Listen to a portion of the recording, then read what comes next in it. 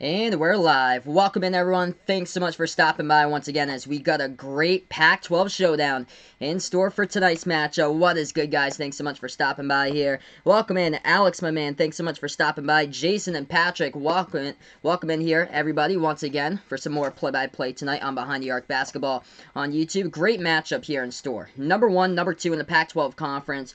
Number 17 ranked Oregon, this time at Matthew Knight Arena, hosting the number 16 ranked Colorado Buffaloes. And a good one, Colorado 8-3 at top of the Pac-12, and Oregon at number 2 in the Pac-12 right now at 7-4. I actually called these two teams back in Boulder. It was the night after New Year's that I called these two teams back on January 2nd.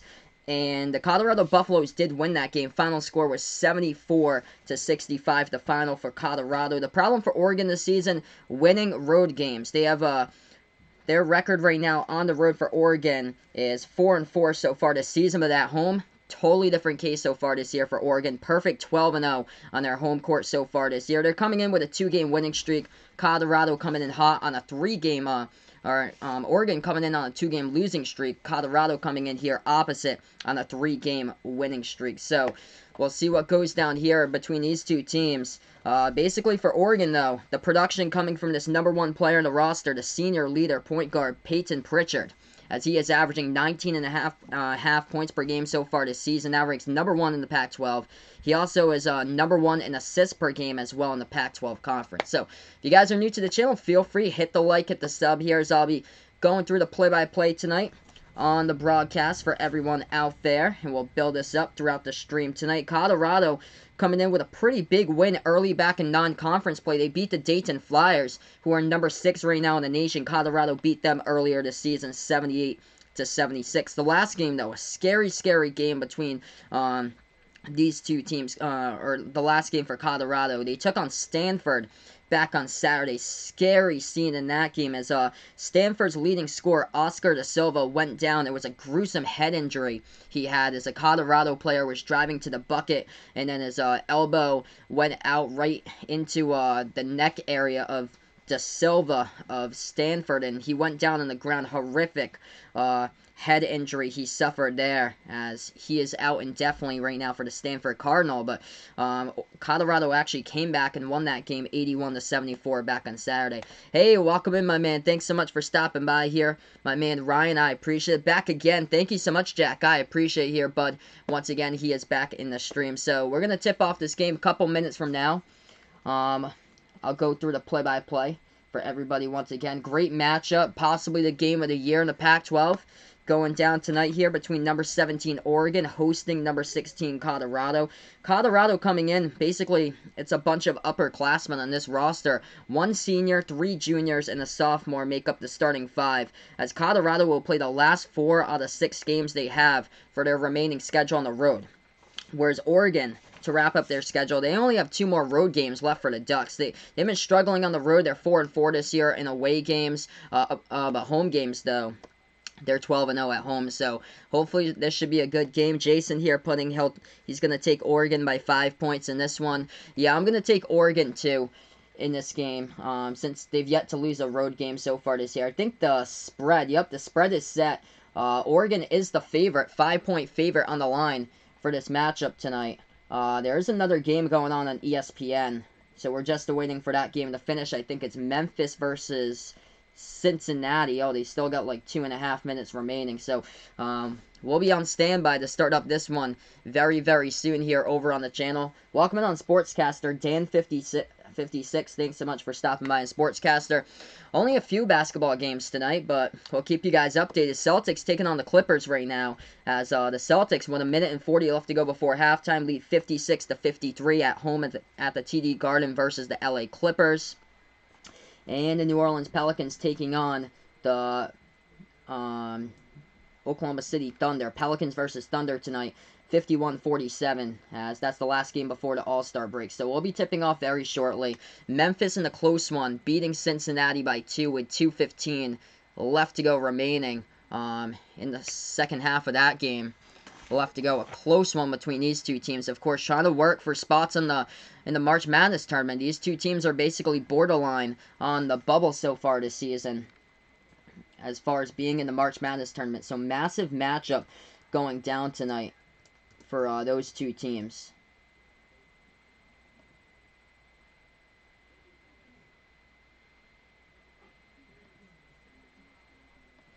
So very, very soon we should be tipping off this game right now. Yet to get this one. If you guys are watching ESPN, where this game is actually supposed to be taking place, this Memphis-Cincinnati game is running a little bit late. So we're just trying to get the feed up here from Colorado to Oregon. Should be here shortly once they launch it over on the internet, over on ESPN.com.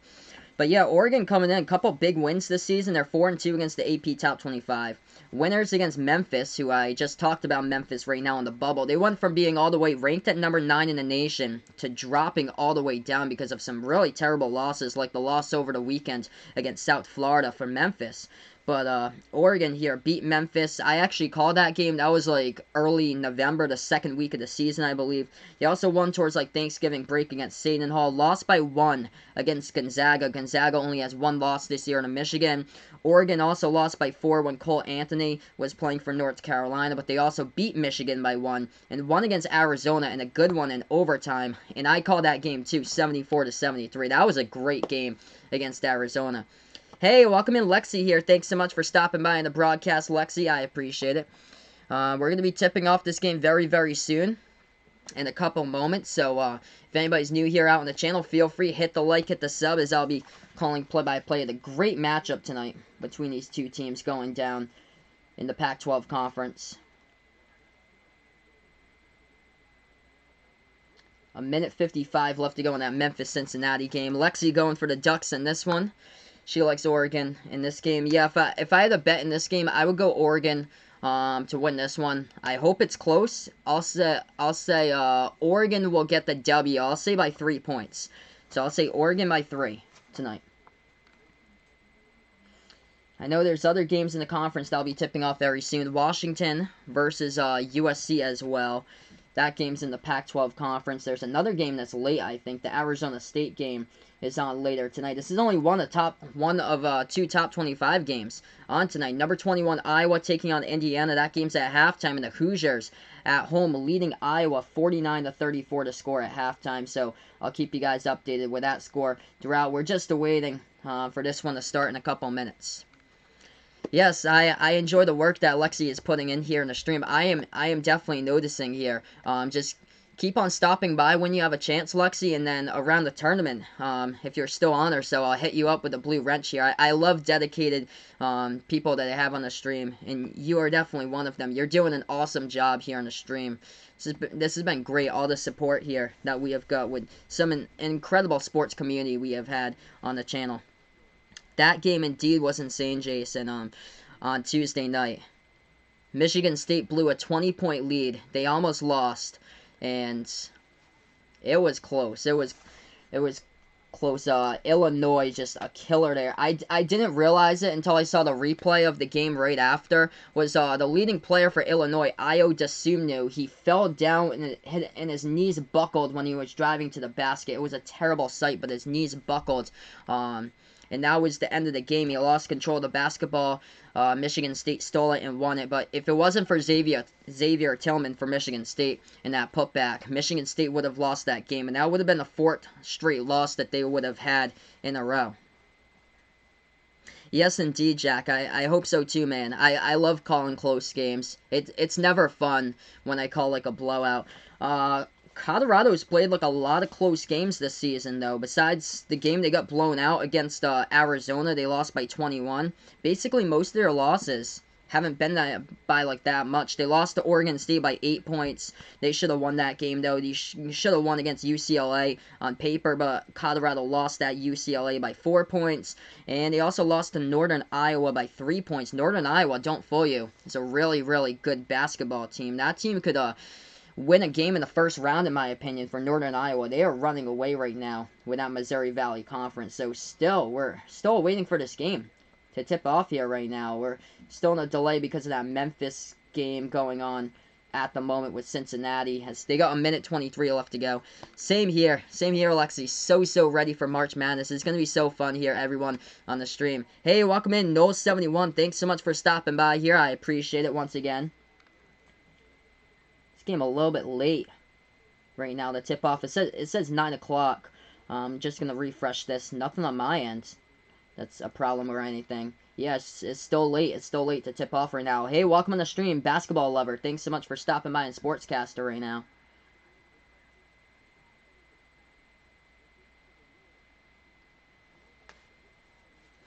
So yeah, we should be getting ready for this game very soon, hopefully. It said 9 o'clock tip-off, but there is a game going on ESPN at the moment here. So we're just awaiting for the finish of Memphis-Cincinnati. It is 2-point Memphis lead with about 1 minute and 20 left to go. Indeed, Lexi is ready for this game to start. I'm too. It should be starting hopefully very soon here. If anybody's new, make sure to hit the like, hit the sub, as I'll be calling play-by-play basketball action. Pac-12 matchup tonight in store between these two teams. It is a 9 o'clock Eastern start time. ESPN posts everything online too. They've yet to start up their online stream. So if there's ever a conflict or something like that, ESPN posts like a bunch of streams online in case anything goes like over that other stream, and they'll update with the game. But nothing yet. 51 seconds and Cincinnati just tied it up against Memphis, and they didn't put anything on ESPN News either, because I would know, because they would put that game on for ESPN News also. So we're just waiting for this to still start. Lexi is not a fan of either team, but if she had to choose one, she'd go for the Ducks in this one. Yeah, hopefully this is a good game between these two teams. When I was growing up, I used to be a really big Oregon Ducks fan growing up, watching college football when I was back in middle school around like a decade ago. I still have like an Oregon shirt in my house too.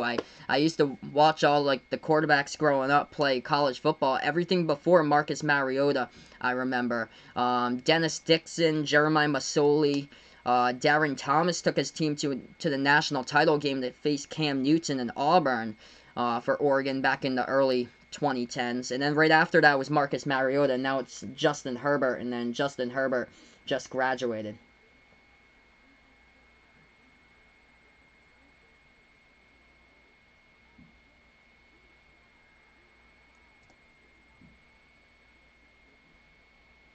So still awaiting for this. Oh, here we go. Here we go. We're going to get it to go right now. So here we have it. We got the stream ready for everybody. And here we go, everyone. Matthew Knight Arena for this one. My favorite college football team. Ooh, man. I did like Oregon growing up. Actually, there's nothing around me for college football. I still really like Oregon now for college football. For college basketball, it's a little bit different since I live in New England, but I would say actually Oregon for college football, because I still love like all their jersey combinations and everything. I remember LaMichael James growing up. He was great for the Oregon Ducks, just never materialized when he got to the NFL and played for the 49ers from LaMichael James. But yeah, he played on the team. Kenyon Barner and DeAnthony Thomas, they played in the Oregon Ducks as well. But yeah, college football is just not big in my area. Unfortunately, in my area, we got UConn and we got UMass. We do have Boston College. I used to root for Boston College when I was like a lot younger, back in middle school. But Matt Ryan was a beast when he played for Boston College. But BC did have a good year. This year they were okay. They went to another bowl game. But last year they were actually decent though. But they haven't been like a team that could blow you away like they were with like Matt Ryan, where they finished seasons with only like a couple losses, and that was it, and ranked pretty solid in the top 25. So we're going to be tipping off right now on the court. Make sure before we start, hit the like, hit the sub here, as I call play-by-play basketball on Behind the Arc Basketball on YouTube. Right now at the half court circle, about to tip off. Oregon going from right to left in the court. Colorado going left to right, and Oregon gets the tip into the hands of Will Richardson, the sophomore. Oregon with the basketball first, puts into the hands of Pritchard. Ryan Pinanelli here, 6th grade. He did career paths in class. He wanted to play baseball for the Oregon Ducks. That would be so cool, man. That would have been so cool. That is a 2-point shot deep too. Oregon fires. They get it, and they start out 2-zip.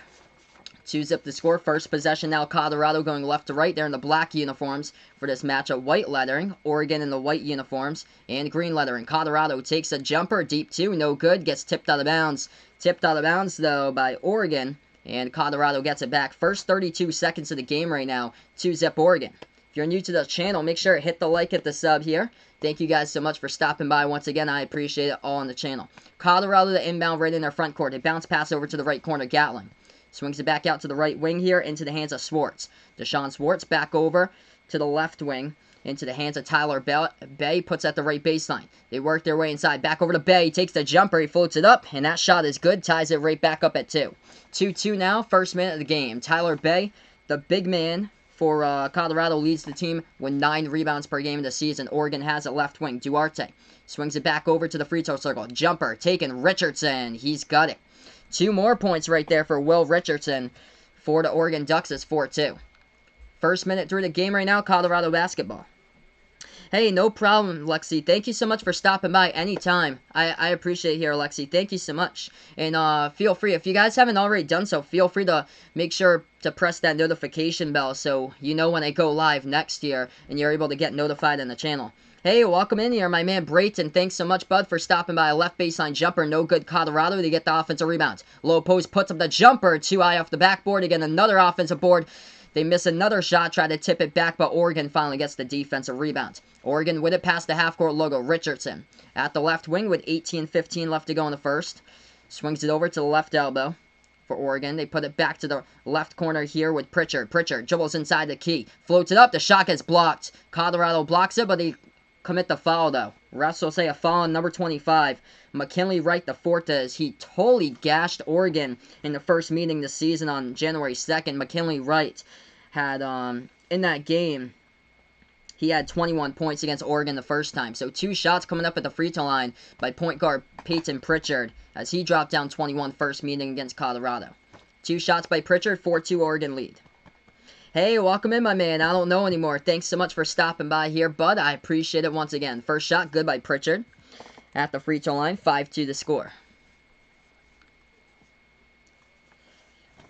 It's been about a month since I've called Oregon, so glad to see that I'm back with this, with their team once again. That shot's good right there at the free throw line.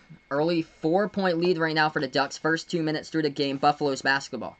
Colorado dribbles past the half-court logo. Right, swings it out to the left wing, passes over to Gatling. Gatling here at the right wing, dribbles to the top of the key. Gatling passes over into the hands of Schwartz. Bounce pass over to Bay, stolen from behind by Oregon. But they're going to say that Pritchard committed the foul. So Peyton Pritchard picks up the reach-in from behind. Buffaloes will get back the basketball here with 17:47. Wright will inbound it. Wright, the inbound passer, lobs it to the right wing. Into the hands of Bay. Tyler Bay hands this one back over to Gatling. Yes, I did right before the game here. I shaved. So Colorado has it, left wing perimeter. They dribble now to the top of the key for the Buffalo. Swings it back out over to Gatling. Gatling lobs it in. Low post, taking a stolen away right there. Oregon going to set it up. Pritchard. Back over to Duarte. Hands it off to Pritchard once again. Pritchard dribbling top of the key. Makes his move to the right. Swings it back out. Duarte. Passing over to the left baseline. Back over to Chris Duarte at the left wing. Now over to Richardson. Will Richardson. Top of the key. Passes over. Pac-12 logo. Swings it back out to Pritchard. Nice snag there by Pritchard. He has it at the right wing. Dribbles. Free throw circle. Stop and pop. He swings it back out to Richardson. Into the lane. Left hand. Gets behind the defense. Will Richardson into the lane right there, but he gets called off with a push-off, so the shot will not count. They'll erase the bucket by Will Richardson, and Colorado gets the basketball back off the offensive foul by Oregon. 3 minutes through the first half right now. If you guys are new, make sure to hit the like, hit the sub as I call play-by-play. Hey, welcome in, my man Thunderbolt. Thanks so much, bud, for stopping by once again. Colorado, they have somebody open in the right corner. Instead, they cough it up. Stolen by Pritchard. One man to beat. Into the lane. Lays it up. No good. Around the rim. Oregon tried to go for the tip, and we get a foul in the low post. It's going to be an Oregon foul once again. Oregon with back-to-back offensive fouls as Peyton Pritchard went into the lane, floated up the layup over right. It went everywhere around the rim, but not in. And then right behind him, it was another player for Oregon who came in right there and pushed off, trying to go for the tip-in. So back-to-back turnovers by the Ducks. Colorado with the basketball. We get a quick stoppage in time right now on the court. It's a foul picked up by Oregon. Oregon picking up 2 fouls so far and back-to-back turnovers last 2 possessions. Buffaloes with the basketball. Colorado has it top of the key. Gatling. Gatling with the ball. Swings it over to the left corner. Shot fake here at the left elbow. And they're looking to pass it. Bounce pass to the left wing into the hands of Wright. Wright with the ball, dribbles now, top of the key for the Buffaloes. McKinley Wright swings it back out to left wing. That's a 3. No good off the mark. Rebounds by the Ducks. Duarte grabbed the board. Puts into the hands of Pritchard. Pritchard swings it back out here to the right wing. Open 3. Wide open. No good off the mark. Missed 3-point shot, but the offensive rebound goes to Pritchard of the Ducks. Oh, nice pass right ahead of the pack right there. Low post. They can't put it in off the back iron with a bunch of contact. No foul. Rebound Colorado. Buffaloes with the basketball. 4 minutes through right now, the first half. Colorado has it. Left corner. Catch and shoot. A 3. They got it. 6-5 to score, just like that, off the corner 3 by the Buffaloes. Nice response. They didn't get back on defense, though. Oregon, full court pass ahead of the pack, and that should have been an easy play, and they go out of bounds with it at the baseline. That pass too high right there, underneath the hoop, and they step up on the baseline, and they go out of bounds. So Colorado will get the basketball back. First TV timeout of the game right now, 6-5 is the score here, as we're live on Behind the Arc Basketball on YouTube. Oh, that's awesome, man. I don't know anymore putting out here. He is watching Flyers, Panthers, NHL, basically a Philadelphia home game with the amount of fans there. Yeah, I heard about that. I was in my best friend stream today. I was in my friend John's stream earlier tonight, and he was telling me about that game. He was like, yeah, there's like barely anybody there during the Florida Panthers game. It's at Florida, by the way, tonight. But I haven't checked the score in a while. When I was in John's stream, it was 3-zip Philly. Let's see here. I'll take a look at that right now.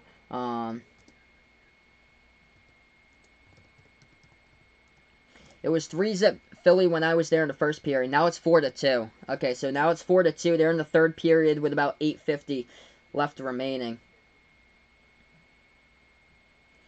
So right now, we'll go through a first box score update of this game for everyone right now. 6-5 to score. Big thank you all to everyone being a part here of the channel. I greatly appreciate it to everybody. You guys have been awesome here on the channel. Let's see what we got right now. Colorado leading scorers. Only got 3 points, as that is Gatling with 3. 2 by Tyler Bay. McKinley Wright the fourth has 0 points. He's yet to take a shot so far. Oregon, the leading scorer, is the point guard, Peyton Pritchard. 4 points so far, but the senior leader for Oregon, 2 points by Will Richardson. So 6-5 to score. A lot of turnovers so far in this game. Let's see what we got. 3 turnovers by the Ducks, 2 by the Buffaloes right now. As we'll get back to action with about 16 minutes left to go. Only one other game going on tonight for college basketball as far as a top 25 game. That will be Indiana versus Iowa. Indiana leading at halftime 49-34 versus number 21 ranked Iowa. But that's basically it for the top 25 games tonight. NBA games going on tonight. Oklahoma City Thunder lead the Pelicans 66-58 at halftime. And Celtics lead by 2 right now at the TD Garden versus the LA Clippers. The final games here before the All-Star break. As, let's see, Jason Tatum, 15 points, 13 by Kemba Walker, and 12 by Marcus Smart so far from the floor for the Boston Celtics as they lead 60-58. Yep, All-Star game this weekend. All-Star game is Sunday, though. So All-Star game is Sunday because it competes right with the Daytona 500. So I always remember that. Tomorrow there's no games going on, like any good ones for basketball, so I will be off tomorrow. I'm not sure about Saturday either because I am actually going to a college basketball game. I may do one later on Saturday, but I'm not sure yet. So just make sure to put on the notification bell in case I'm able to get back home in time and do a stream for you guys on Saturday. I do plan to do a game on Monday for you guys. Sunday I'll be off because I'm at my friend's house. We're gonna watch the Daytona 500, and then Monday I do plan to do Kansas versus Iowa State. The games get better, I think, throughout the course of the week. Tuesday there's a game too. I think it might be Louisville. Yeah, Louisville against Syracuse, I think, is the Tuesday game. And then Wednesday there's 2 games on tap as well. One of them's Duke against NC State. Oh, the other one might be Kentucky. Kentucky LSU. Maybe that's Tuesday. One of those days. One of them's Louisville, Syracuse. The other one's Kentucky, LSU. Hey, welcome back on the channel here, my man. Enver, thanks so much for stopping by. After the All-Star break, I'll probably do a NBA game. It's probably going to be probably not. It's no games tomorrow. Probably the following Friday, maybe, for the next NBA game. It all depends on the schedule. But thanks so much, Enver, for stopping by. I appreciate it. No good in the shot by Colorado. Rebound by Oregon as we're back to action with 15-15 left to go in the first half right now. Yes, I heard about that, Harry. So Wake Forest crushed North Carolina 74-57. Man, Wake Forest also beat Louisville. They beat Louisville last night, which I was shocked about. 6-5 to score. Oregon has it first 5 minutes through the first half. Ducks pass it over to the right baseline dribble. They hook it into the key. That shot no good. They followed up. They get the rebound. They put it back up and in off the backboard. Counts for 2 right there by Oregon. We got 14:50 left to go in the first half. Colorado with the basketball. Half-court trap set up. They do swing it past that half-court double-team trap. Close to the half-court. They do get it past the 10-second line just in time, though. Colorado has it right. Swings it back outside to the top of the key. Into the hands of Wright once again. They put up the shot. Right baseline with Schwartz. He puts it up. That one's through for 2 right there. It's 8-7 to score. 14.5 left to go in the first half. Oregon basketball. Left wing perimeter Richardson. Richardson lobs it over to the left baseline here to Houston. Houston back in his way. Low post. Puts up the jumper. Rattles and it rolls right in there for 2. That shot's good. 10-7 right now. Let's see, I don't know anymore. Going with, let's see how Kyle Busch is after winning it all this year. Yep. Well, we'll see what happens with Kyle Busch this season. I've never been big into Kyle Busch, but when I went to New Hampshire Motor Speedway this past July, everybody was booing Kyle Busch during the race there. Nobody liked them. Oregon up 10-7. Colorado with the basketball. Top of the key with 13:40 left to go. They have it at the left elbow. They swing it back. They take a 3. That one's off the mark. No good. Hits the back iron. Tip for the rebound is by Oregon. Oregon gets the ball. Hey, welcome on the channel here, Gaze. Thanks so much for stopping by again. Oregon. Low post. Puts up the jumper. That one's off the mark. No good. Colorado gets the rebounds. Slow start by both of these teams so far shooting. Colorado takes the 3. Right wing. It is up. It is good by Lucas Seiwert. And this game is tied up right now at 10 apiece. 10 apiece right now on this one with 13 minutes left to go. Oregon with the basketball. If you guys are new, make sure hit the like, hit the sub as I call play-by-play. Oregon has a left wing perimeter to the hands of Duarte. Duarte swings it back out on top here to Richardson. Moves towards his right and an offensive foul committed by the Ducks. And that is not the first time tonight that an offensive foul has happened. So Oregon turns it over once again. Foul number 3 tonight by the Ducks. And the ball will go back to Colorado.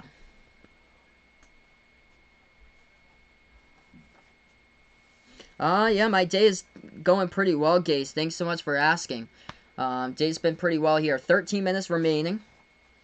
Colorado gets the basketball. Once again, half-court trap set up by Oregon. Colorado able to get right past it, though. The Buffaloes have it top of the key. Swings it back out to the right wing perimeter, over to the right corner. Open 3, they take it. It's off the mark, though. Hits the rim short by Dalen Counts. Rebound by Oregon. Ducks basketball, they have it. Top of the key 3, they take it. It is up. It is good. Money right there for the triple by Oregon. They lead by 3, 13-10 off the triple by Duarte. Colorado has the basketball. That's Seiwert. Bounce pass to the right baseline. Back over to Seiwert. Takes a corner 3. It's off the mark. Hits the rim short. Rebound by Oregon. Cold game with these two teams shooting the ball right now from the basketball court. Oregon has it at the left wing perimeter. Hand off to Duarte. Duarte, top of the key, swings it back to Pritchard, the point guard. Peyton Pritchard, bounce pass. Left elbow over to Houston. Houston back in his way. Turnaround, low post, and he travels with the basketball. Travel by Oregon and the key, and the ball will go right back over to Colorado.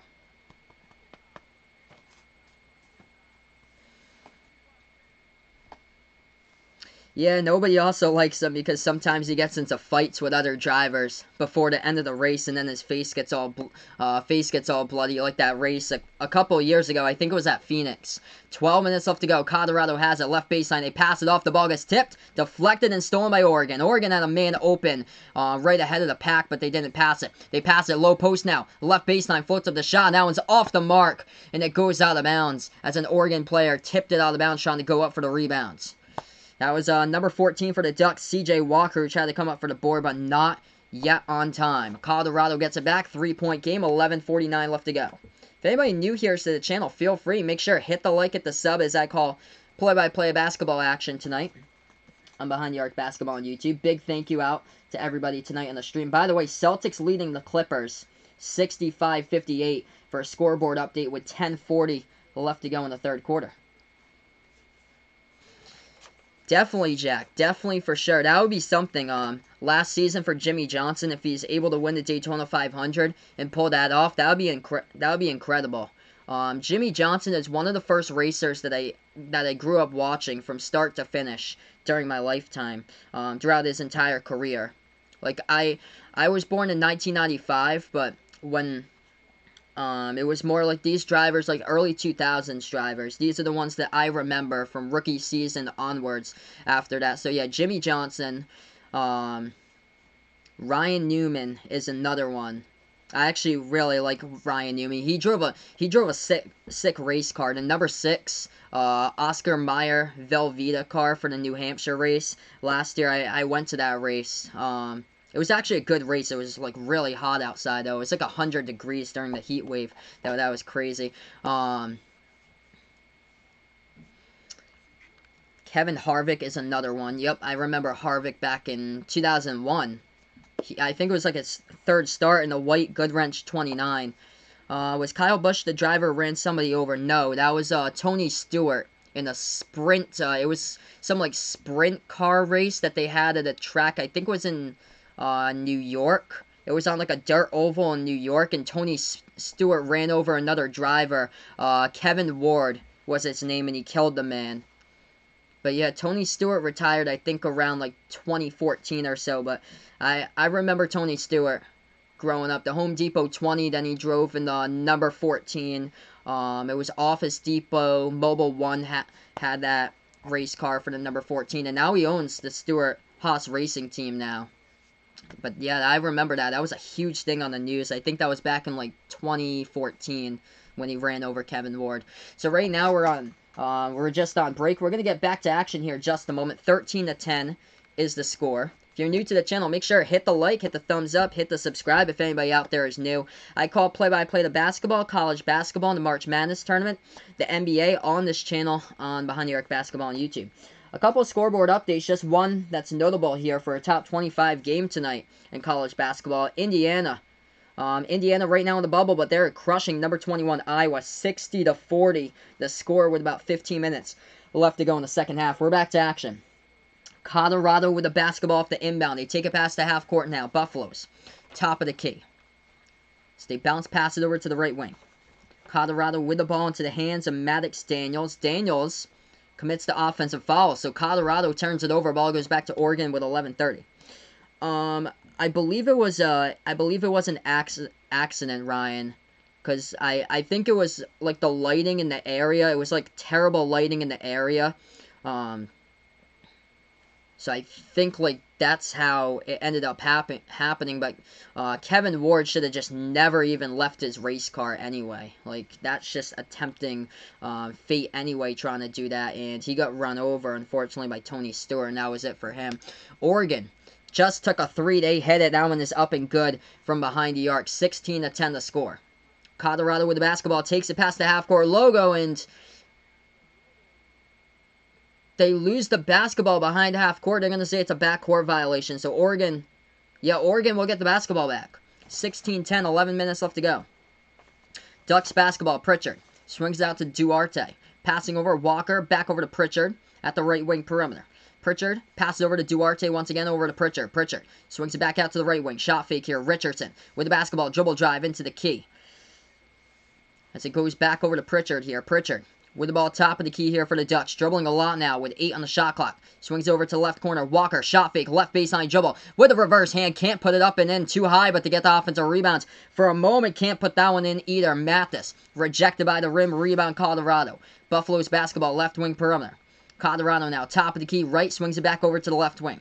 Buffaloes have it with 10:25. Back over to right. Dribble drive. Inside low post. Guarded by Duarte. Passes over to the left elbow. That jumper taking Colorado off the mark. Oregon tried to save it, but Walker right into the cheerleaders. Cannot save it. The ball goes out of bounds.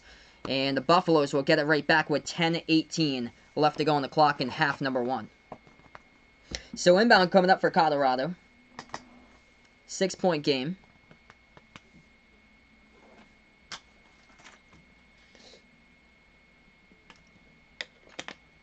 Colorado inbounds, passes over to the right corner. They'll dribble this basketball out, move it over to the left wing. Buffaloes with the ball with about 10 minutes left to go. They take a three. Left wing, this one is up. This one is good. Buffaloes hit it, 3-point game. Ducks with the basketball past the half-court logo into the hands of Pritchard. Pritchard dribbling now at the right wing perimeter. If you're new to the channel, feel free. Hit the like, hit the sub here as I call play-by-play.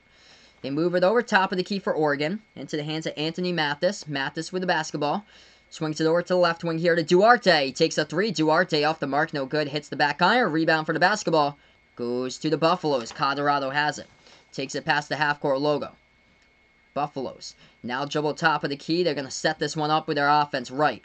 Has the ball now. Top of the key. 9.5 left to go. McKinley right. Step back. Deep two at the top of the free throw circle. He has got it right in there as it rolls around the rim. And it goes up and in for two. 16-15 right with 16-15 right now. Right with 5 points.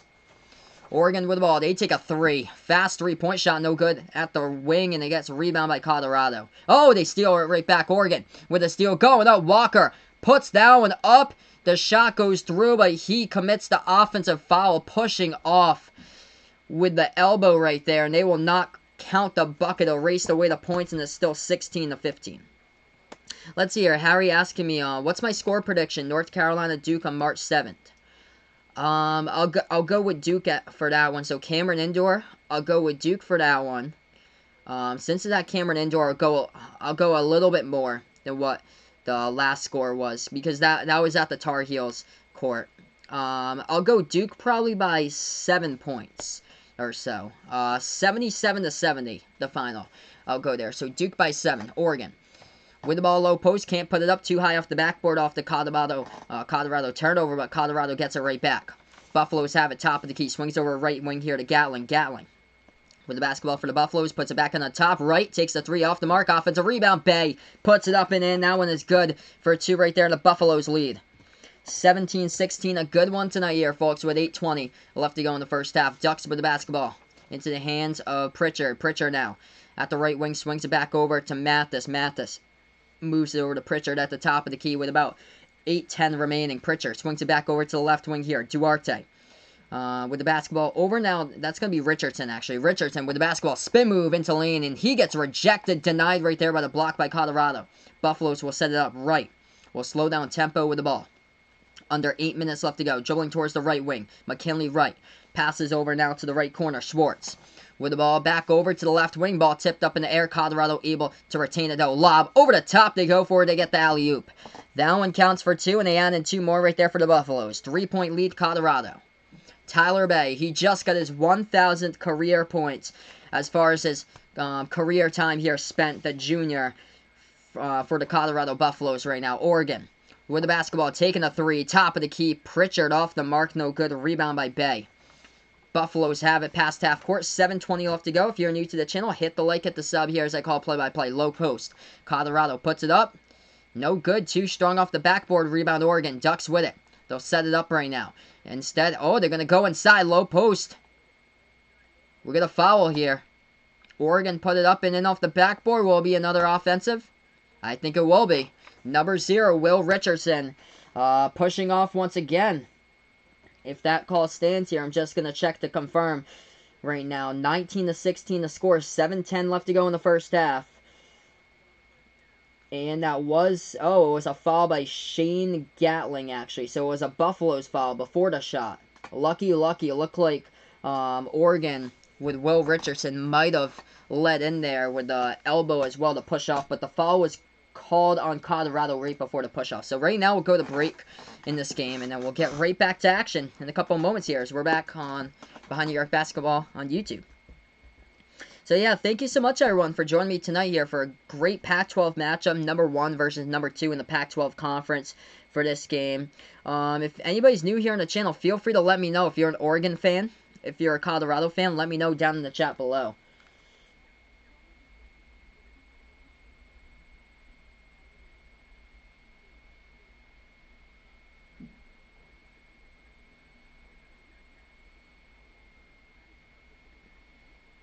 Let's see, leading scores right now with this one. We'll take a look at that right now. 5 points by McKinley Wright. He is the leading scorer for the Buffaloes. 4 points by Tyler Bay alongside 3 rebounds. For Oregon, the leading scorer at the moment, 4 points by Shakur Juiston, 4 by Peyton Pritchard. So that's the leading scorer so far. Chris Duarte with 3 points. And Pritchard, 2 steals as well. He's got 0 assists, though. Peyton Pritchard averaging about 6 assists per game as he leads the Pac-12 in points per game and assists per game so far this season. We'll take a look at the conference right now for everyone. Let's see. I'll scroll down to the Pac-12 and see what we got here as far as the conference games tonight. Oregon State leading Utah 27-14 the score. Washington leading USC 23-22. That is a home game, by the way, tonight for USC. Washington is dead last in the conference, 2-8 conference or 2-9 conference record this year. 12-12 is their record for the Washington Huskies. But if USC loses this game, that's just gonna wreck their bubble chances to be a part of the NCAA tournament. They can't have any more like crushing defeats. By the way, Cincinnati still taking on Memphis. That game is in overtime.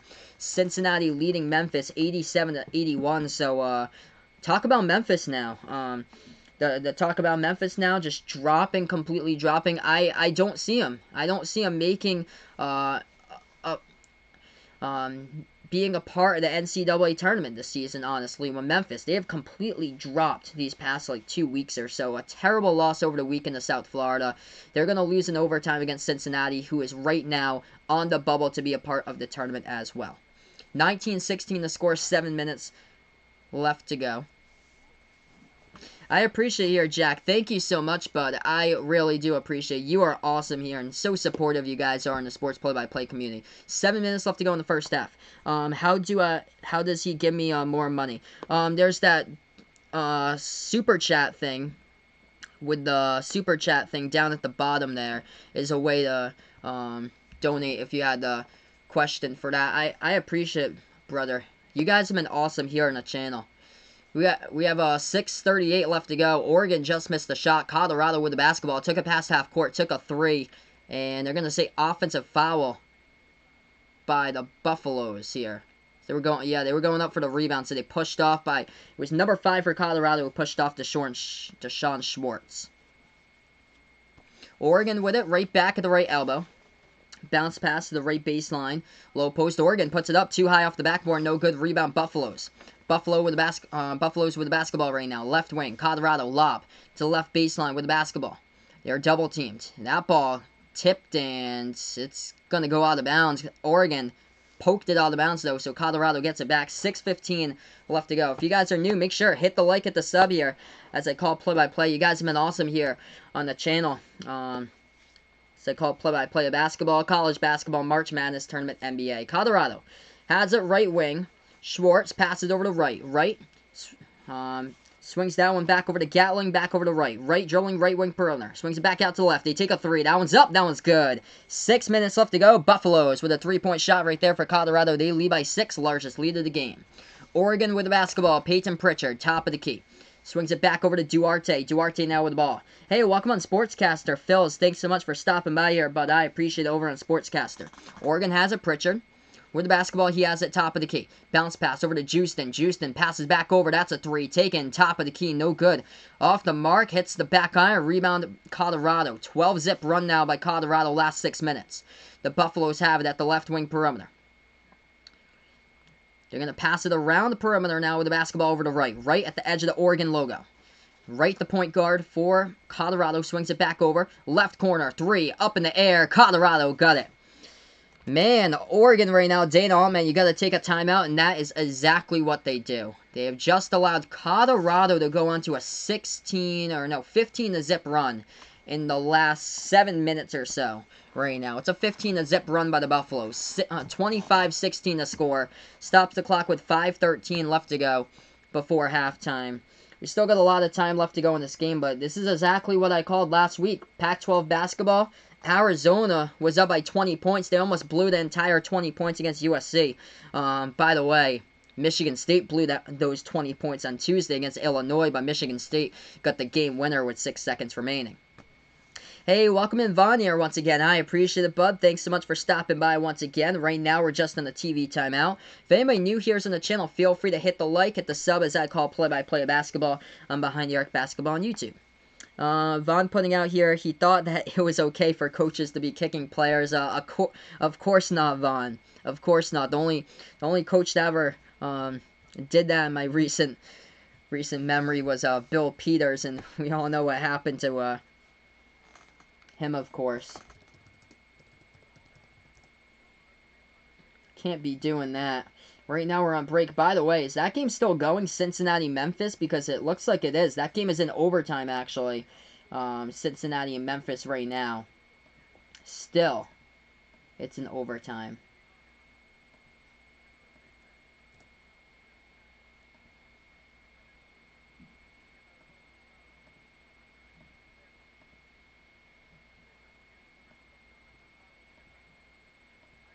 Alright, so we're going to get back to action here. 25-16 to score, 4:40 left to go. Colorado with the basketball, right corner three there. Just hitting dimes here, left and right as they hit another one. Back to back to back to back. That's 3 straight triples in a row here for the Buffaloes. 18-zip run, last 7 minutes. Oregon with the ball now at the right elbow. And we get a foul coming in the court once again. Stops the clock with 4:26. Hey, welcome in, Sam. Thanks so much for stopping by in Sportscaster, brother. I appreciate it right now. Colorado up to a 12-point lead. 4:26 left to go before halftime. It's been part of an 18-zip run right now. Dana Altman even took a timeout for the Ducks, and just nothing yet so far. Trouble defending the perimeter shots right now. Oregon has it, left baseline. Into the hands of Houston. Houston, low post here. Puts it up, and we get a foul. It's going to be a foul by Colorado. It's going to be before the shot, they say, so Will Richardson will inbound it. Yep, today is Mike Rice's birthday there, Vaughn's putting out. Hey, welcome in Tria here. Thanks so much for stopping by. 18-zip run by Colorado. I am shocked, too. I'm shocked. Oregon is perfect. 12-0 at home this season. Ducks with the basketball. Left wing perimeter. Everything went so well for them through the first portion of this first half, and here towards part number 2. Under the 10-minute mark, they've just totally collapsed. Pritchard takes a 3. Top of the key. No good. Hits the rim short. Ball bounces out of bounds. Last touched by Oregon, and Colorado will get it back up by 12. So we got 3 minutes, 53 seconds left remaining before halftime right now, and Oregon has just gone stone cold shooting the basketball from the floor. 27%, the shot's just not falling tonight. 2 for 9 from behind the arc, and this is just a total mismatch. Oregon, last time they took on Colorado back on January 2nd, they shot the ball terribly from three-point range. They were 3 for 18. They lost the game by 9 points, and they're in jeopardy of losing their first game right now at home so far this season. Hey, welcome in here. That's my man John from Off the Wall Hockey. Make sure to subscribe over to him. Check him out over on Off the Wall Hockey. Does awesome content over there. He just finished up his play-by-play live reactions of the Flyers versus Panthers game today. Not too many fans out there for the Florida Panthers packing their arena today. Not at all, but Philly got out to a 3-zip lead in that one for the Flyers, and they still held on, never looked back. Looks like 6-2 was the final. So yeah, I actually asked you earlier in the stream what you thought that they would score for goals, and John actually pointed out that it would be 6 goals that Philadelphia scored. That's exactly what they got tonight, as they got the W over the Florida Panthers. But I appreciate it, bud. We're gonna get right back to action here right after this break here on the TV timeout. 18-zip run by Colorado. Last 7 minutes. It's just incredible what they've pieced. The 3-ball just dropping down left and right by the Buffaloes. They've been able to stop the Colorado 3-point shots from happening. And Colorado has knocked down 6 3-point shots. Oregon only 2 for 9 from behind the arc right now. And the Buffaloes, big part rebounding here.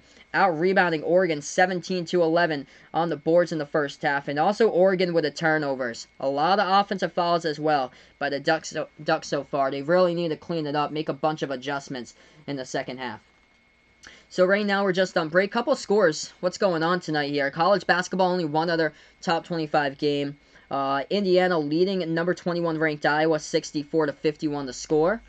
And Celtics lead the Clippers 81-78. So those are a couple other scores as we get back into this game. All part, by the way, of an 18-zip run. Hey, thank you so much, Jack. I appreciate it, brother. You are the man, buddy. Thank you so much for the tip. Your generosity is greatly appreciated over here on the channel. Alright, so we're going to get an inbound coming up here on the court. 28-16. You guys have been awesome on the channel as we keep on building up the play-by-play community.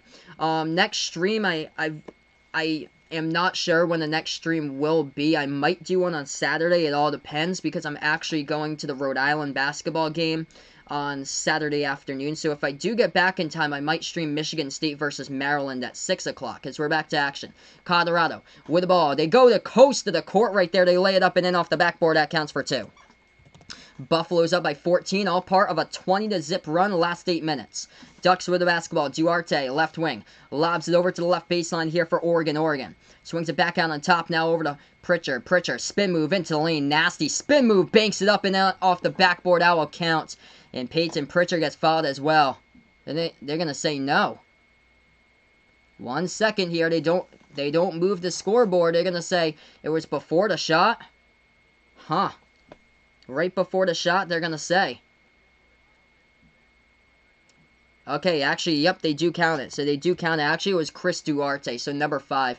Him and Pritchard, 5 and 3, quite alike as far as, it's just the hair difference. Duarte's a little bit tanner as well as I'm calling this game off the TV. That shot's good at the free throw line by Duarte. Puts it to 11. 30-19 the score, 3.5 left to go in the first half. Colorado with the basketball. If anybody's new here, feel free. Hit the like, hit the sub, as I call play-by-play of basketball, college basketball, March Madness tournament, NBA, on the channel here, Behind the Arc Basketball on YouTube. And yeah, and if anybody's new here on the channel, feel free. Let me know who you're rooting for. If you're an Oregon fan or Buffaloes fan here for Colorado, let me know down in the chat below. Offensive foul was the last call by Colorado. Ball goes back to Oregon. Ducks have it. Duarte swings it back over to the right corner. That's a 3. No good. Hits the rim short by Walker. Rebound Colorado. Buffaloes have the basketball. 3 minutes left to go before halftime. They have it at the left wing. Passing over top of the key here into the hands of Sywert. Sywert swings over to McKinley right now. Passing over to the right wing here to Parquette. Parquette with the basketball. Dribble drive. Low post. Left hand. Gets it with a finger roll. Goes in for 2 right there for the Buffaloes. 13-point game with 2:40 left to go. Ducks with it. Dribble drive. Inside. Richardson. He answers for 2 right there off the backboard. That one counts. 32-21. 2.5 left to go before halftime. Buffalo's with it. Half-court trap set up. They're going to need to get past that 10-second logo. And they're close. They swing it out. Ooh, dangerous. And the ball goes out of bounds. Flies right into the side right there. Right at media row. And crash goes right splash into a laptop. Right down the left side of the court at media row. As Colorado turns it over. As Oregon coming in with a half-court press. Doing a nice job to force that turnover. So the Ducks will get back the basketball. 2:25 left remaining. In just a moment. Announcers are talking about that right now. Ducks with it into the hands of Pritchard. Pritchard, left elbow, hands off to Duarte. Duarte now with the ball, top of the key, swings over to the right wing. Oregon now with it. Oregon out around the perimeter. They jolt now to the right elbow. Back in their way, low post, Richardson floats it up, hits the rim short, gets his own offensive rebound. Ooh, it's close, rolled around the rim. No good to get another board. Richardson, third time, no good. Another one. This one's up. This one is good, finally.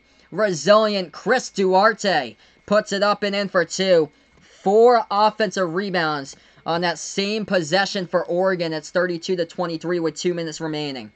That was an incredible possession right there. Let's see, Vaughn putting out here, March 13th, Kylie Lou's last day before she has her baby on March 20th, he thinks. So, Vaughn might be on a field trip on April 1st. That's great. I always love field trips when we used to take them back in school. No good at the free throw line by Duarte. Ball goes back here to Colorado. Buffaloes have it up by 9. With 1:45 left to go before halftime. Top of the key, right with the basketball.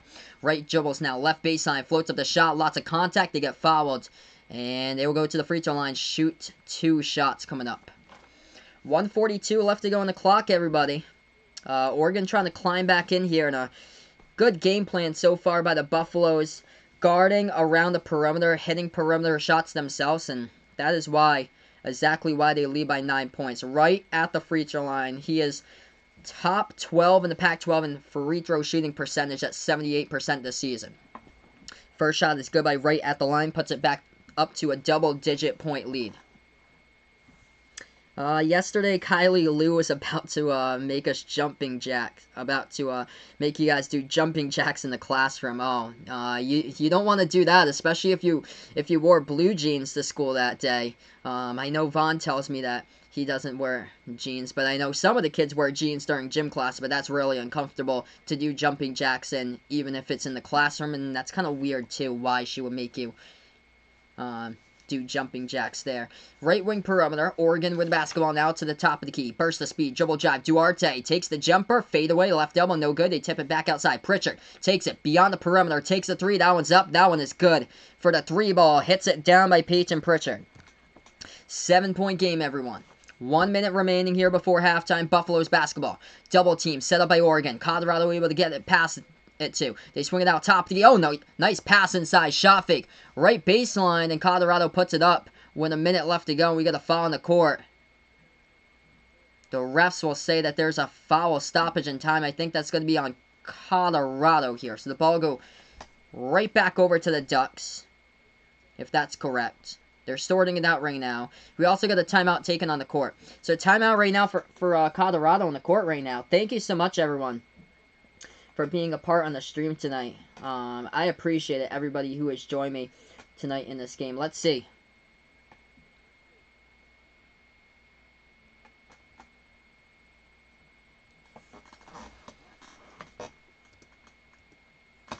Let's see what we got here. Just to confirm. It was a foul. Oh, it was by Oregon, actually. It was a foul by Chris Duarte. So it was a foul by Chris Duarte. So right now we have a stoppage in time. We'll get right back into this game in just a moment.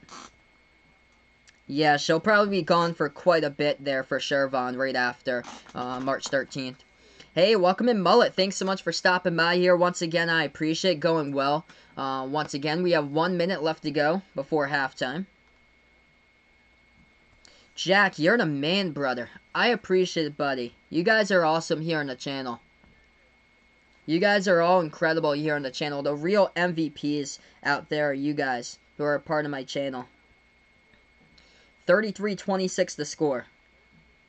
Colorado with the basketball. They lead by 7 with under a minute left to go. They have a top of the key. 10-3 run, though, by the Ducks last 3 minutes or so. Colorado has it. Top of the key. With the ball. Floats it inside.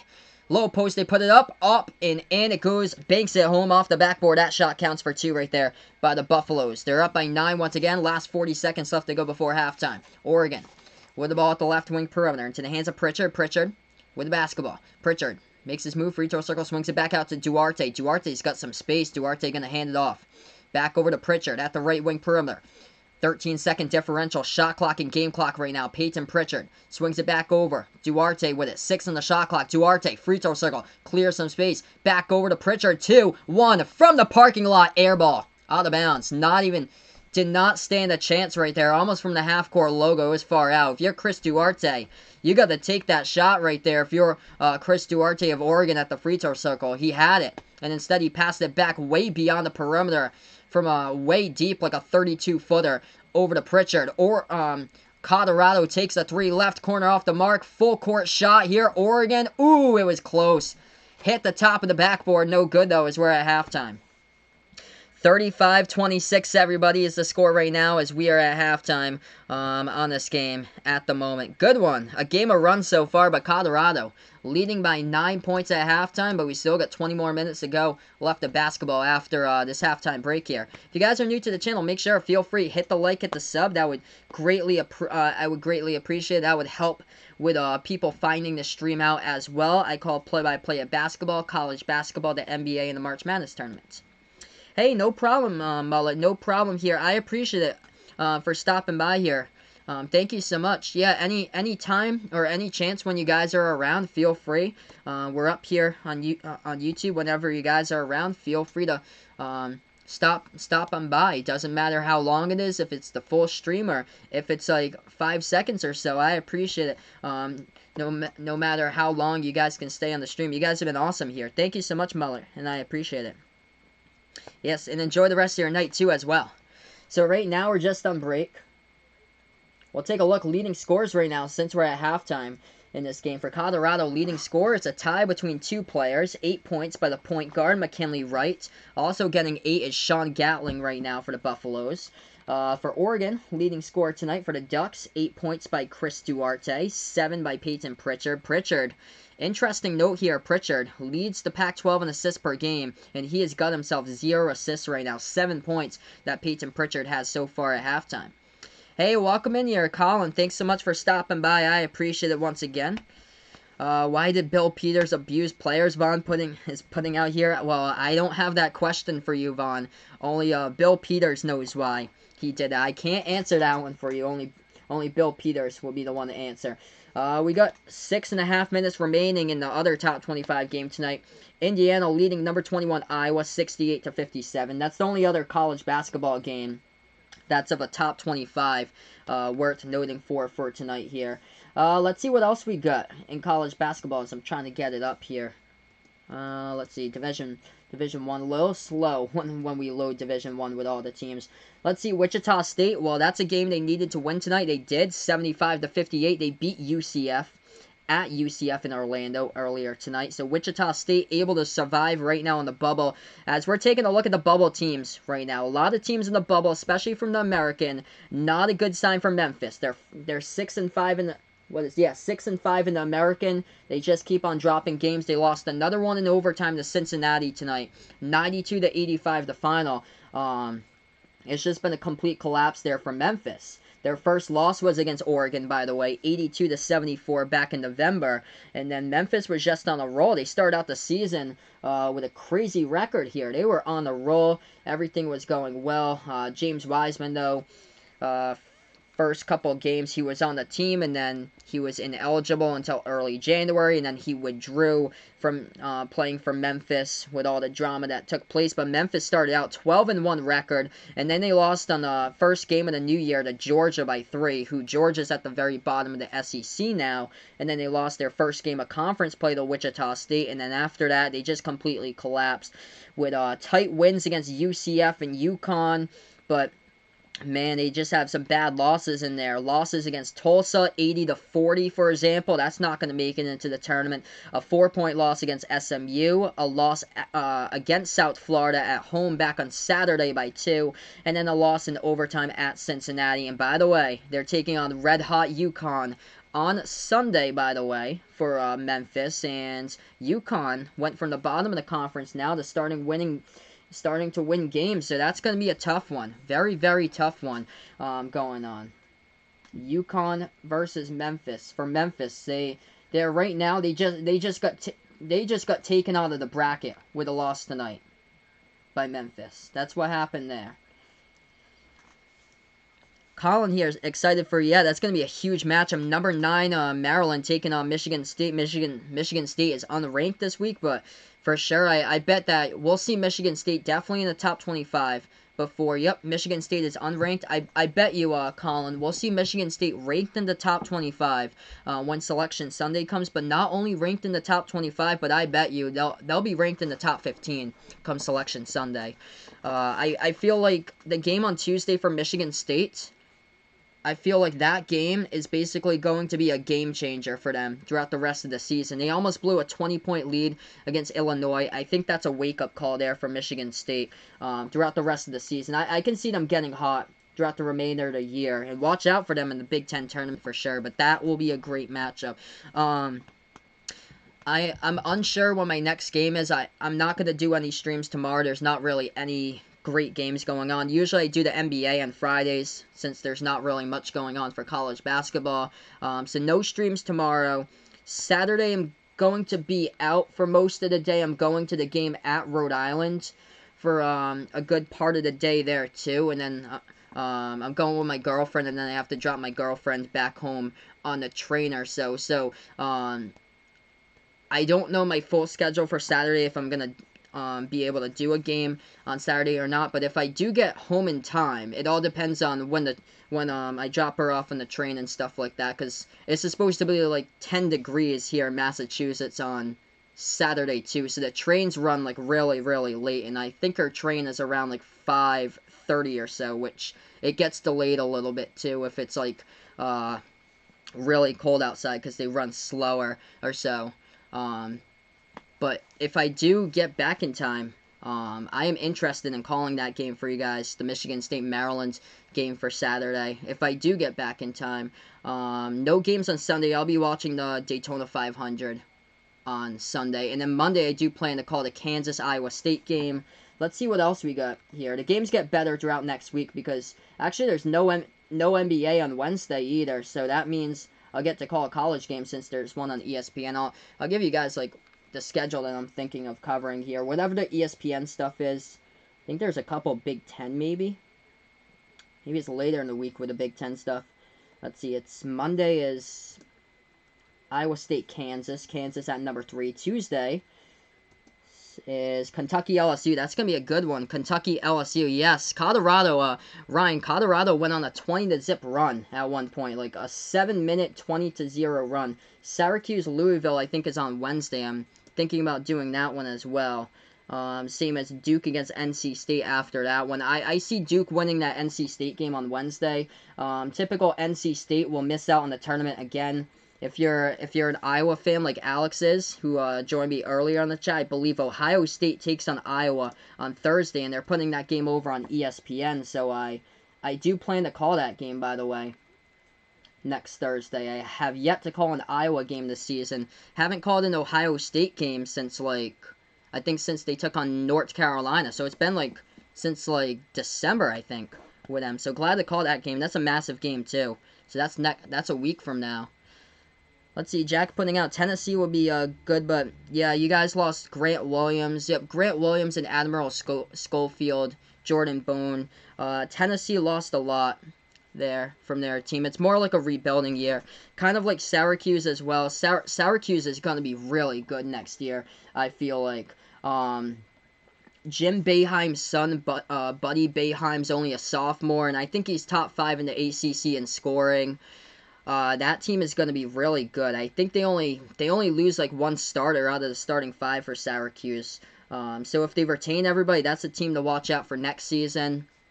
Some of these teams, though, this is it. Some of these teams is basically making a run for the tournament this year. It's not going to be until for a while. Like Marquette and Seton Hall are 2 examples of teams basically with a bunch of upperclassmen there that they need to make a run for the tournament. That was Tennessee last season. Tennessee had a ton of upperclassmen. This Colorado team, this team has a bunch of juniors on it too. They have a senior in the roster, but they have 3 juniors inside the starting 5. For Colorado. So if they do retain those 3 juniors and the sophomore in the starting 5, and that and somebody else there like a bench player or somebody like a big recruit if they have any, again, watch out for Colorado next year that they'll be able to make a run. So yes, Colorado has turned it around indeed. Vaughn putting out, don't have school tomorrow, all next week. Yeah, you guys are on February vacation. No, so nothing yet here. That was painful, Unfortunately, the stream yesterday, I hadn't dealt with that type of stream since November. That was an unfortunate type of game there. Classic NBA stream though from last night. Yes, my man Jack here put in $2. My man Jack is the man here. You guys are awesome on the stream. By the way, Celtics taking on Clippers tonight. That game is 98-95. Jason Tatum with 22 for the Celtics. Celtics lead right now by 3 in a big one with 8 minutes left to go in the 4th quarter. Let's see what we got for the leading scorers in that one. Jason Tatum, 22. 21 by Marcus Smart. Smart producing with 21. That is good for Marcus Smart because usually sometimes he has an off night, but tonight here Marcus Smart doing really well. 12 points by Gordon Hayward. Kemba Walker with 16 and 8 rebounds by Kemba. Wow. Kemba Walker's tied for the leading rebounder for the Celtics right now. He's got himself 8 rebounds. That's insane. Enes Kanter, he's got the same amount of rebounds as Enes Kanter. That's insane there for the little fella. So Kemba Walker, 16 points, 8 boards, and 5 assists. Let's see what we got. Bench, Brad Wanamaker, 9 points off the bench for the Celtics, 8 by Kanter, 8 and 8 for him. Semi Ojeleye added in 2. Grant Williams, who Jack was talking about. Grant Williams has yet to score tonight here. He's only played 7 minutes, but he has been a great glue guy all this season, basically, for the Celtics. He does all the little things. By far, has been the most efficient rookie on the team so far this season. He does all the little things, though. He's not asked to score like big amount of points, but he is good there. Great defender. He's a good like player just to challenge like any shot, and he does all the little things like passing the basketball to like clear players where they're able to just get a good shot off. And he's able to, when he does have a chance, it was the 3-point shot. He was struggling like November, December with a 3-point shot, like he had yet to make a 3, and then he has turned it around his 3-point game like ever since here through the past like month and a half or so. So right now we're just on break. Let's see what else we got. College basketball tonight. We'll take a look at the scoreboard right now. If I can find any other games of note. Let's see. Trying to get this computer sometimes locks up when it's on the full mode for the thing. Come on. It's close. Yes, he started his career 0 for 25. Yes, I heard about that. I actually didn't know that until I was listening to the Sports Hub, and they were talking about that from 3-point range. And then he's had, the best 3-point percentage on the entire team. That's crazy. Okay, here we go. We're getting... Yeah, there we go. We're getting the scoreboard rolling right now. Come on. We're going to get back for the second half in a little bit. 35-26 the score, by the way. We'll be back in a little bit. There's a game going on in the NBA tonight. Thunder lead the Pelicans 104-101 is the score in that one. Let's see. Scores, college basketball. I don't know why it loads so slow sometimes. Indiana leads Iowa, by the way. Iowa ranked at number 21. Score is 71-60 at the moment. Let's see what we got. Switch to Division 1, and hopefully it works here. Sometimes ESPN's Division 1 page loads slow on my computer, though, from time to time. It's just the Division 1 page. That is it. It works well for top 25.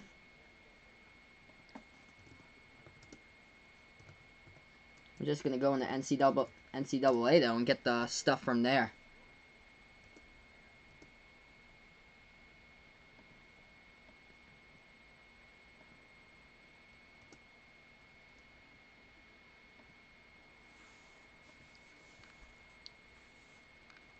Oh, that's awesome, Ryan. So, yeah, no school today. But, yep, you do have it tomorrow, the last day before break. So, that's right. You guys are on February vacation this week.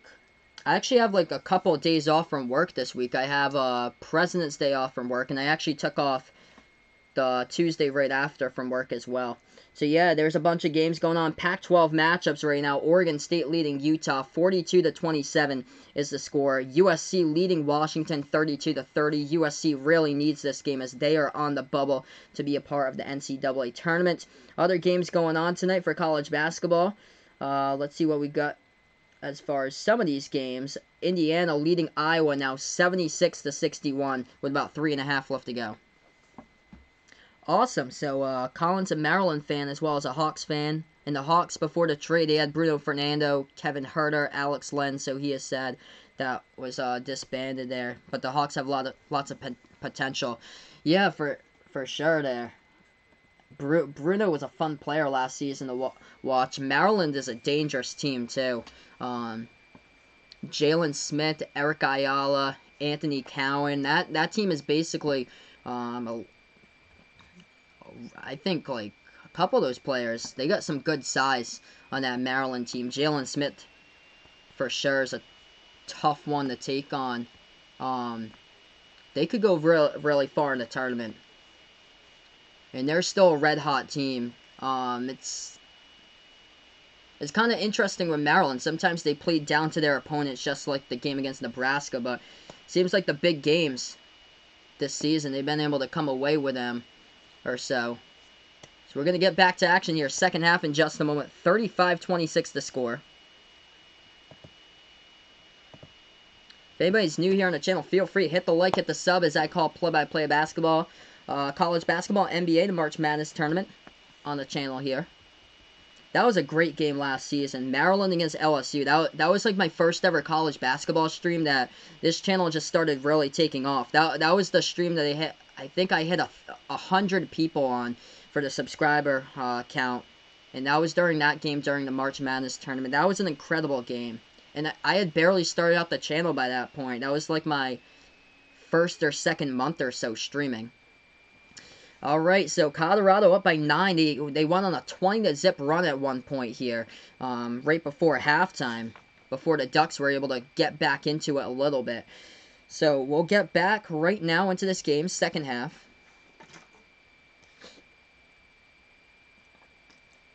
Battle for number 1, number 2 in the Pac-12 conference tonight.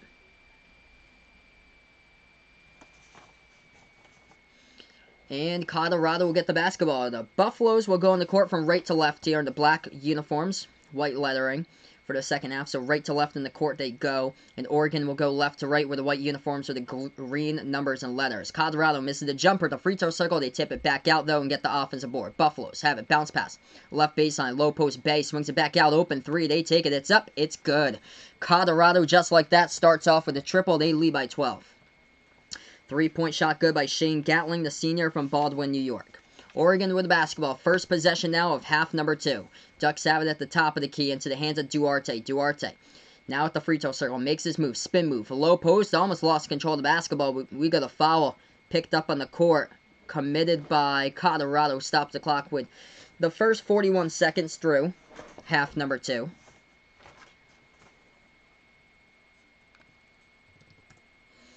Inbound by Oregon. They have the basketball right back. Oregon started out hot from the floor, 5 for 9. Ever since, they're 5 for 22.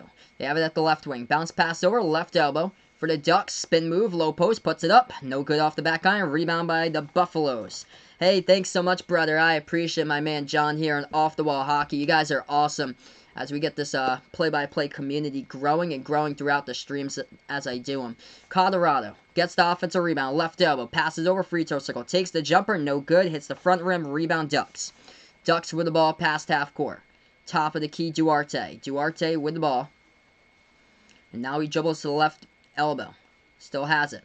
Bounce pass over to Pritchard. Pritchard has it now, top of the key. I appreciate your So Onic LaShawn. Welcome to the channel here, brother. Thanks so much for stopping by. Left corner 3 off the mark. No good. Rebound Colorado. Buffaloes have it with 18-20. They're up by 12. They have it at the top of the key now for Colorado. Dribbles left wing. Oh, nice pass inside, but tipped off the fingertips. Colorado just misplayed the basketball. Oregon gets the steal right off of it. They had the idea, though. Bounce pass. Pritchard. Over now to Justin. Left elbow for Justin with the basketball. Back of his way. Low post working on Bay. Swings it back out to left corner Richardson. Richardson now left elbow. Dribbles now inside the key. Will Richardson passes over to the left corner perimeter. Swings it back out to Duarte for Oregon. Oregon with it. Oh, nice feed. Low post puts it up and in. They count it and they get fouled as well. So the Ducks will go to the free throw line to shoot the and one here with 17:50 remaining. Yeah, if anybody's new here is on the channel, feel free. Hit the like, hit the sub. As I call play-by-play college basketball, March Madness tournament, NBA on the channel. For sure, guys. Cannot wait for the March Madness tournament. Cannot wait for some of these matchups. I was thinking about the matchups today here in my mind, and I was like, how sweet would it be if we were able to see a matchup of some kind that would be like West Virginia against Yale, like a 4 versus 13 like that, because I think that Yale actually has potential this season to take down a much ranked higher opponent. They almost did against LSU last year. Free throw, that one's good from the floor right there. 9-point game, 38-29 the score, 17:40 left to go. Buffaloes with the basketball, they have it at the right wing perimeter. I would say some of the teams to watch out for in the tournament: Northern Iowa from the Missouri Valley. I would watch out for them. East Tennessee from the Southern Conference. If they even win their conference title, you got Furman over there that's been right on their heels, same as UNC Greensboro. Pass to the top of the key, no good. Colorado off the mark, and they commit the offensive foul anyway. So offensive foul, Buffaloes. Ball goes back to Oregon. Stops the clock, 17-19. Hey, welcome in, Forrest Ewald. Thanks so much, man, for stopping by again. I appreciate it, buddy. You guys are awesome here on the channel.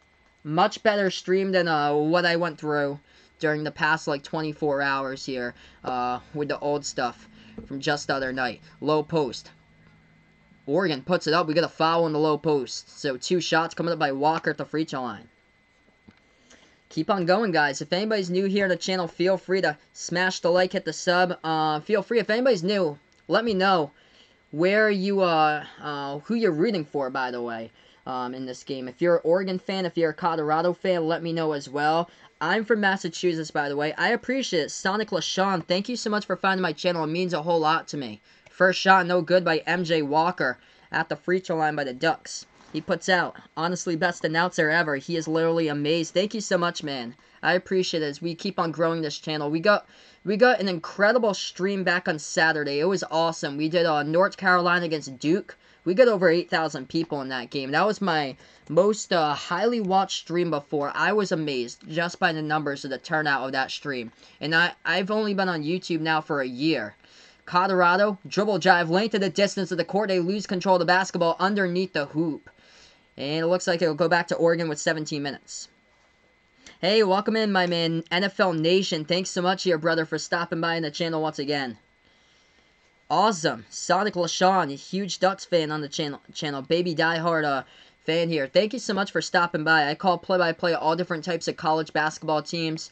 March Madness Tournament, NBA. It's great to get a bunch of different fan bases in here right now. 38-30, the score. Oregon takes the jumper. No good. Hits the front rim. Rebound, Colorado. Buffaloes basketball. 3 straight turnovers, though, by the Buffaloes. 16:40 remaining. Top of the key, they have it into the hands of Wright. Swings it back over to the left elbow. They pass it inside. Low post, back over to Wright. Top of the key. Colorado has it, and McKinley Wright going to dribble back to the edge of the Oregon logo. 14 on the shot clock. Wright makes his move inside. Oh, nice pass, left corner. Catch and shoot. 3. It's up. It's good. Deshaun Schwartz hits it. That was a nice stroke right there from the outside from the left corner by Schwartz. Oregon. Low post. Can't get the shot. Pritchard gets the rebound. Puts it back outside. Once again. Richardson with the ball. Passes over. Top of the key into the hands of Mathis. Mathis swings it back out to Duarte here for Oregon. 16 minutes remaining.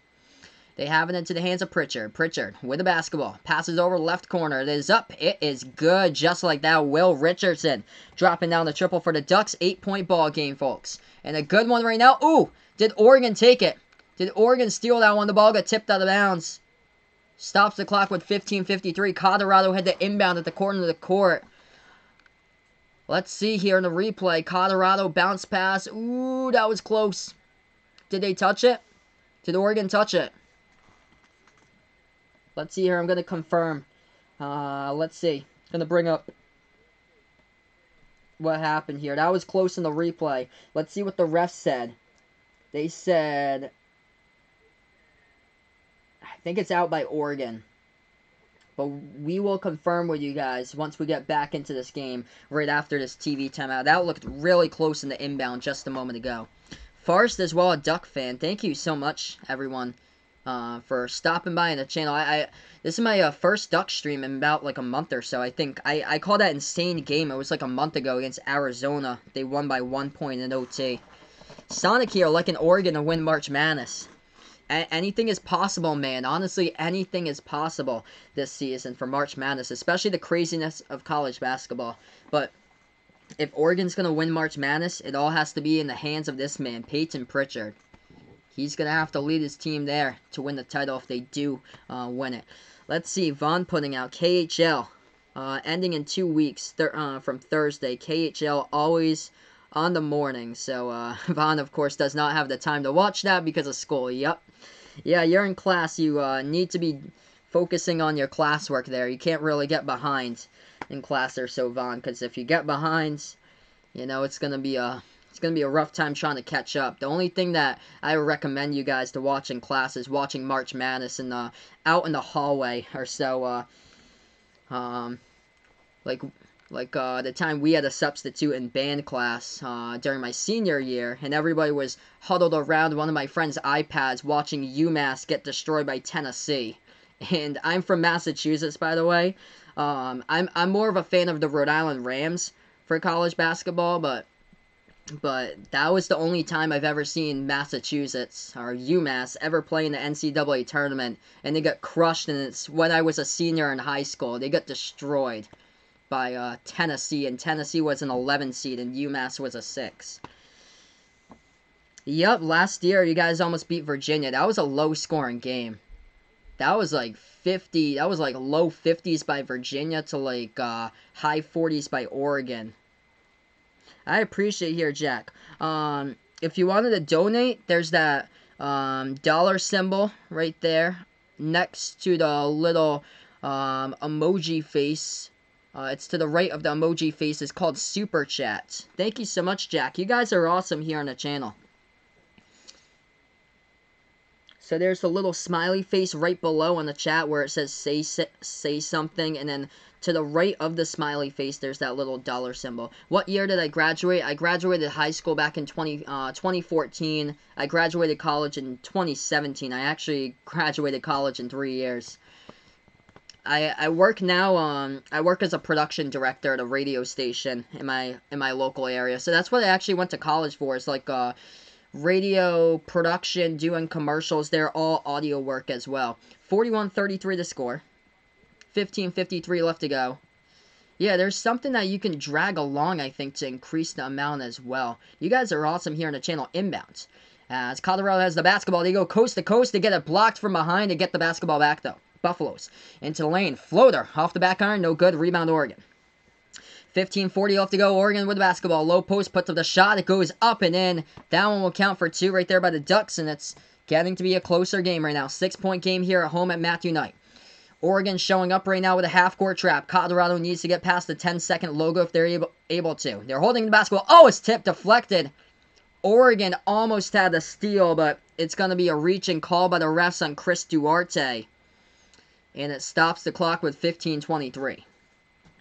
The Oregon fans right now wanted that one.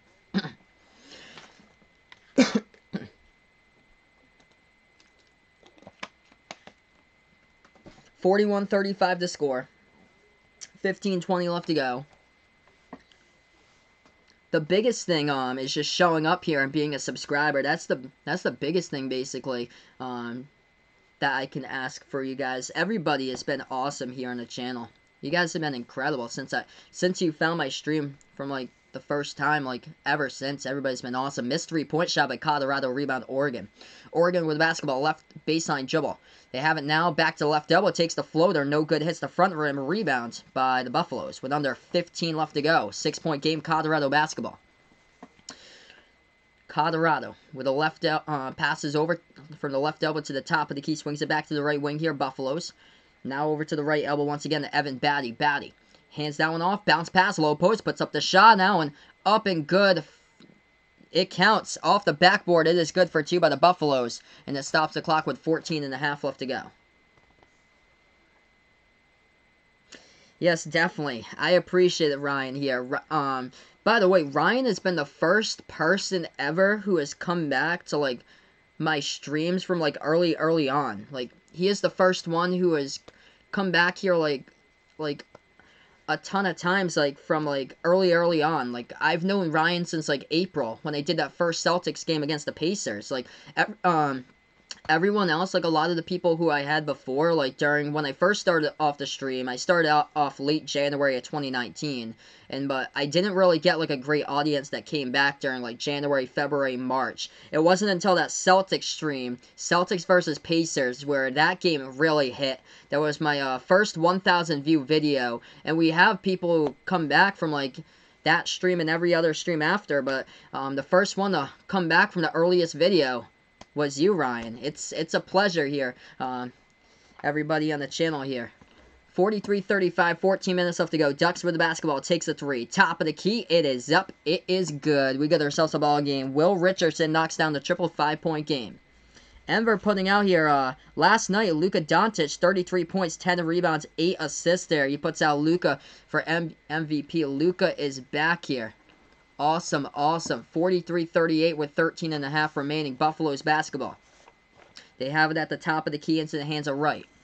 Right with the ball now, 8 on the shot clock, dribbles towards the right wing, swings it back to the left wing perimeter. Seibert with the ball, ooh, he knocks into an Oregon player, no foul though. Passes back out top, that's a deep three, not even a chance. Shot clock violation as the time rolls off by Colorado. Ducks will get the basketball right back. Peyton Pritchard for MVP, Sonic LaShawn puts out here. They were close last season, so close to beating Virginia. That was like a defensive slugfest, basically. I'm trying to think. They had a lot of good defenders last season. They got red hot towards like the end of the year. They tallied off like 11 straight wins. Like there was no way in my mind I thought Oregon would make it into March Madness when they had a record last year of like 13-7 at one point, and then boom, boom, boom, they come off, tally off 11 straight victories in a row, win the Pac-12 title game, and go straight hot into the tournament. And they were on fire into the Sweet 16. Low post, we got a foul as it was Oregon who got fouled. So they're going to go to the free throw line, shoot shots here with 13 minutes left to go. Indeed here. Ryan is the man here, guys. Never misses a stream unless he's working in the summer. This guy never misses the beat. He is on top of it. It is awesome. It's awesome to have you guys as part of the community as we keep on building up. First shot, good at the free throw line. If you're new to the channel, feel free. Hit the like, hit the sub here as I call play-by-play. I call college basketball games, the March Madness Tournament, the NBA. Hey, welcome in once again here. Go Oregon Brayton putting out here. As well, I appreciate it, brother, for stopping by once again. March will definitely be a great month for sports. Shot number 2, good by Oregon. It's been cut to a 3-point game right now. Colorado ball. Takes it past the half-court logo. The Buffaloes have it. Into the hands of Wright. Wright with the basketball. Swings it out to the left wing perimeter to the hands of Parquette. Parquette now dribbling top of the key. He's guarded by Pritchard. Eli Parquette. Oregon on a 10-2 run last 3.5 minutes. Parquette still with the basketball. Dribble drive. Passes over right corner. That's a 3 taken. It is good. Colorado drains it. It's a 6-point game once again. March and December, favorite months for Ryan there. Yeah, December's where it really heats up with like the playoff race as far as the NFL. And then, of course, nothing beats March Madness in March. Oregon misses the shot. They can't get the rebound. It goes to Colorado. Basketball right now for the Buffaloes. 12:20 left to go before this game finishes off. Buffaloes have it. Passes over top of the key. They take a 3. Seibert, he is gutted. That is back-to-back 3-point shots made here by Colorado.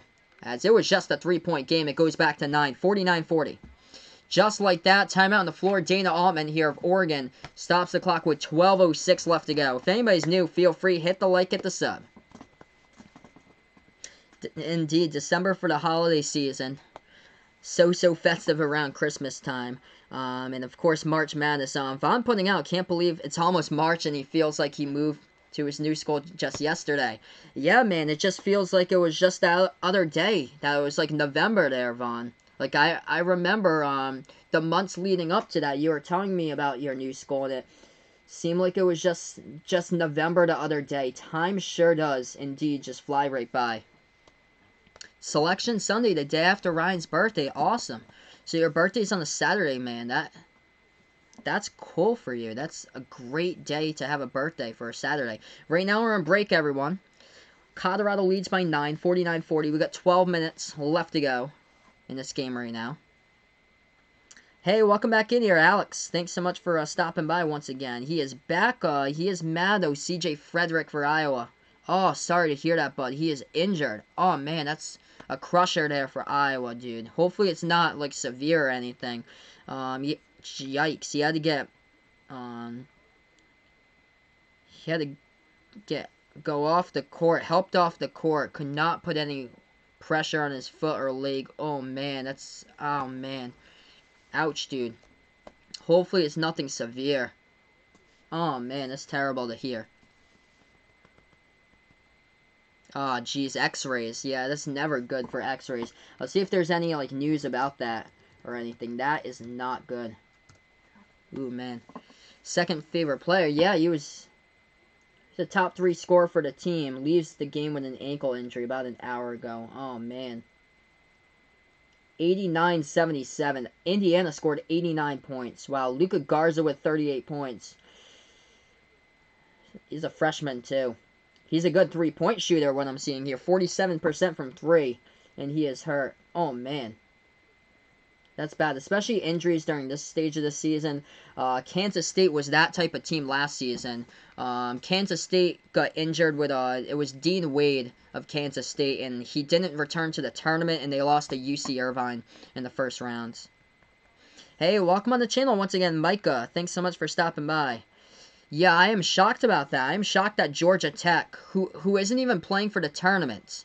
Georgia Tech is ineligible this year to play for the NCAA tournament due to recruiting violations, but Georgia Tech beat Louisville last night. Like, what? Like, that is just so strange. Like, I would not guess that at all. 12 minutes left to go. 9-point lead by Colorado here. If you guys are new, make sure you hit the like, hit the sub as I call play-by-play.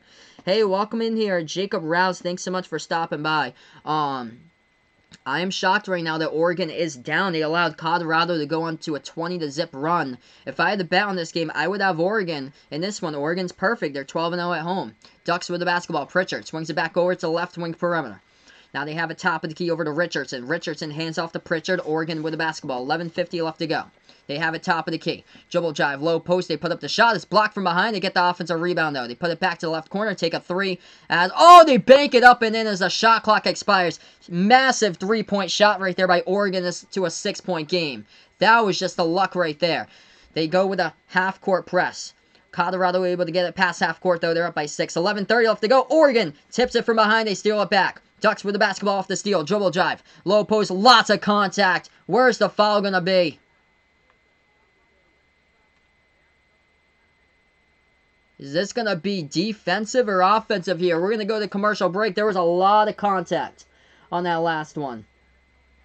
Massive, massive contact on the dribble drive into low post with multiple bodies colliding. Hey, thank you so much, Jack. I appreciate it, brother, right there. With a tip. You guys are awesome. It's going to be a foul, offensive foul by Oregon. So offensive foul, the refs say, by Anthony Mathis. So it's going to be an offensive foul by Anthony Mathis. Huge three indeed. Right before that possession, though, by Oregon. Massive three as the shot clock expired. They had it at the left wing. Put up a fadeaway from way outside.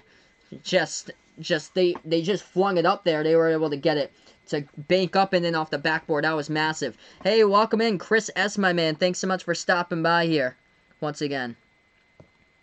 Let's see here. Usual question right now. Who do I want to win and who do I think will win? Well,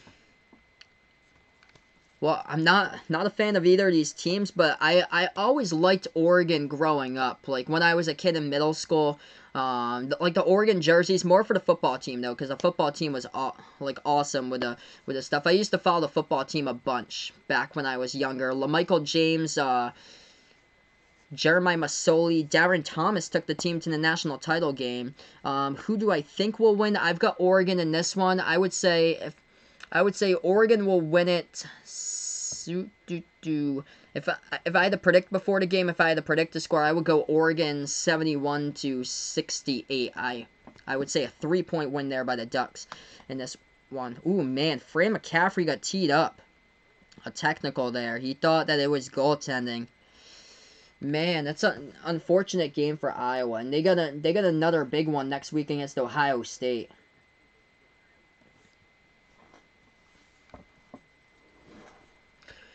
So wow, they lost Frederick. That's a crusher there. So right now we're just on break.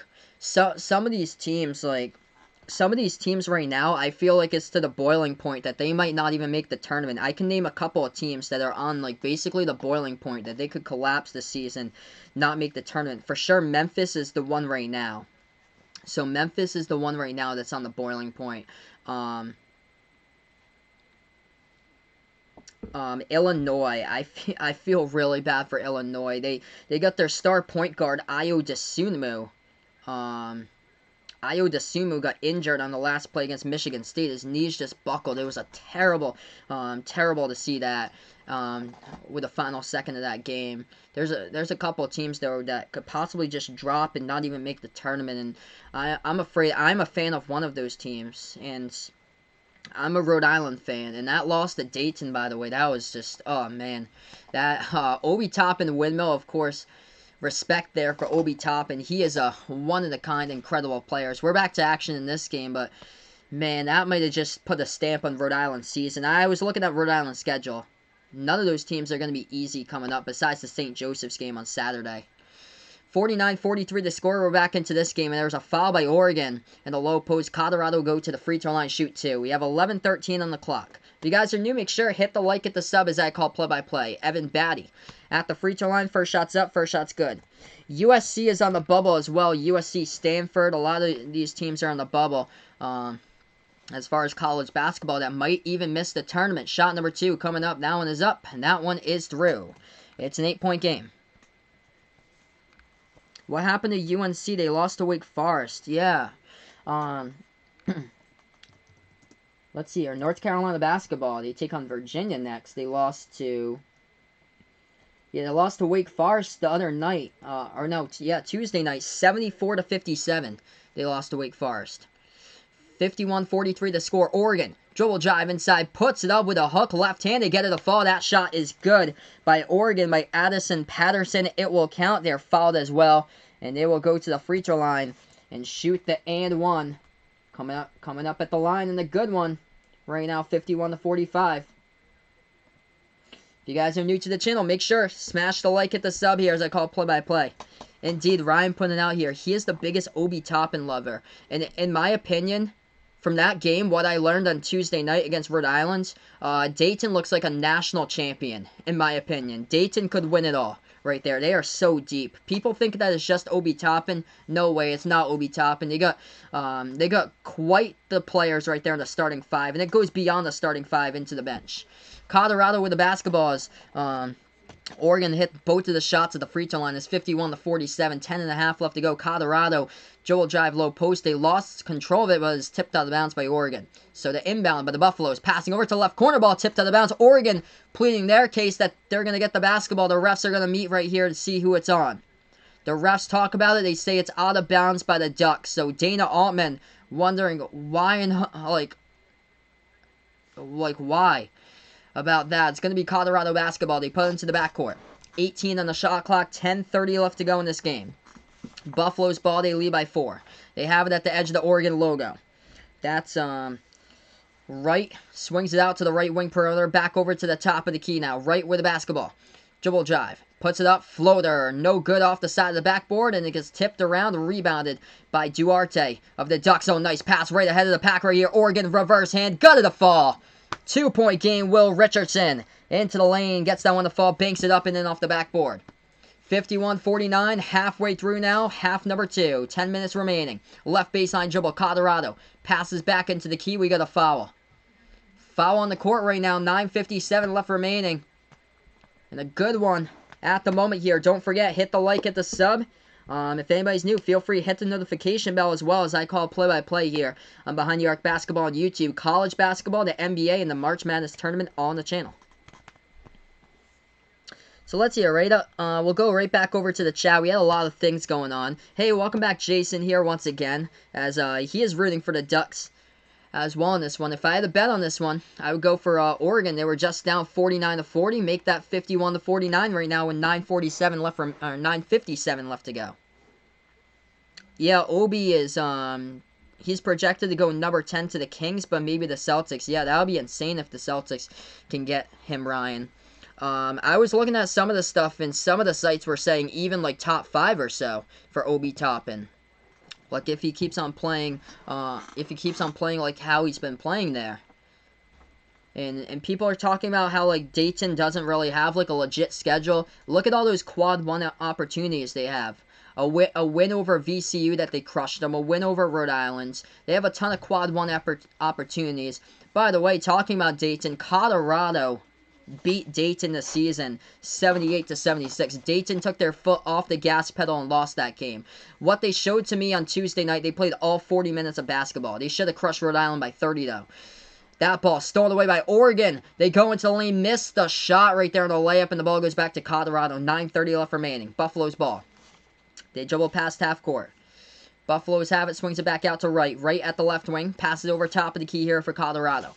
Buffaloes have the basketball. Swings it back out left wing. Bounce pass over to left corner. Guarded by Duarte.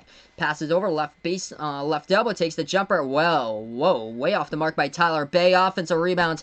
They get it. They put it back up and in. It counts for 2. 4-point game as we approach 9 minutes remaining. Ducks basketball. If you guys are new, make sure to hit the like, hit the sub here as they call it play-by-play. Feel free, if anybody's new, let me know down in the chat as well. If you're an Oregon fan, if you're a Colorado fan, let me know down in the chat below. Oregon has it passing around the perimeter. Into the hands of Chris Duarte. Duarte swings it back out to left wing. That's a three. Taken. No good off the mark. Hits the front rim. Rebound by the Buffaloes. Buffaloes basketball. That's awesome, man. Sonic putting out a kid from his high school walked on at Dayton. That is crazy, man. Low post Colorado puts it up. No good. That's an honor, like a big honor, like any Division I school that you get. That is so cool. That shot, no good. Missed the reverse handle layup. Rebound, Oregon. Oregon, big burst of speed. Into the pack, they put it up. And they're going to count it. Peyton Pritchard puts it up and in. He gets fouled as well, and it is, or no foul, they're going to say. A lot of contact as Pritchard went down. It's no foul, they're going to say. Looked like there could have been one, but they will say the bucket did count. 8 minutes remaining, 2-point game. Colorado low post, right, puts it up. That shot is good at the right baseline for 2. It's back and forth here. Good one right now as we're under 8. Ducks trailing by 4. Swings it back out to the right wing. Richardson. Now dribbling inside. We get a foul. Foul on the clock. Stops the clock right now with 7:51. Thank you so much, Enver. I appreciate it, brother. I appreciate it. And you guys are awesome here on the channel tonight. And enjoy the rest of your night, Enver. You guys have been incredible here on the channel. Right now, we're just on break. 4-point game. Let's see. Yep, so I exactly know who Ryan's picking in his bracket. Dayton for sure. They are unstoppable in my opinion. I don't know if they're going to lose another A10 game throughout the rest of the season. They're that good. Okay, so let's see. Alex, I'm going to scroll back up here in the chat. He's updating me on the whole CJ Frederick injury from Iowa since we're on the TV timeout right now. So yeah, CJ Frederick, who's a freshman guard of Iowa, helped off the court late first half against Indiana. What appeared to be a painful injury to his right ankle. He could not put any weight on it when he's taken to the locker room. Ouch.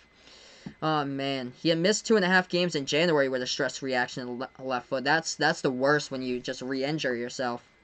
And yeah, he is Iowa's third leading scorer, 11.5 points per game, and he is good. He is a good three-point shooter. Leads the Big Ten in three-point percentage at 47%. That is rough there, man. That is rough. Yikes, dude. That's a killer. That's a killer to Iowa, man. I feel for you, brother. I feel for you, brother. Man, Luka Garza is gonna have to step up and do what he keeps on doing. Basically, with his 38-point game tonight, he's gonna keep on producing here, like putting together high 30s, 40s. The team defensively though just needs to lock in if they want to have a chance, because Luka Garza is gonna have to carry, because they're without Bohannon for the rest of the season as well. So yeah, those games for sure are going to be next 5 really tough. They got one a week from now. They got Ohio State as well. Ohio State is I think like around 7 or 8 seed, I believe. Ooh, who is my favorite college basketball coach? Ooh, let's see. A great question, by the way, Chris S. Let's see. Favorite college basketball coach? I really do like what Ed Cooley is doing for Providence. Even though this year it's unfortunate about this season that they are kind of like a seesaw this season. I've always liked Ed Cooley. He has done great in turning around the program there, because I grew up as a Providence fan, and they were terrible when I grew up younger. When they had Keno Davis as a head coach, it was just a big yikes. I think he was like a coach for the Celtics too, I believe. I've always liked Calipari though for Kentucky. He used to coach at UMass. He is just an incredible genius there. Coach K, of course. I have tremendous respect to Coach K as well, the best in the business at the top of all college basketball.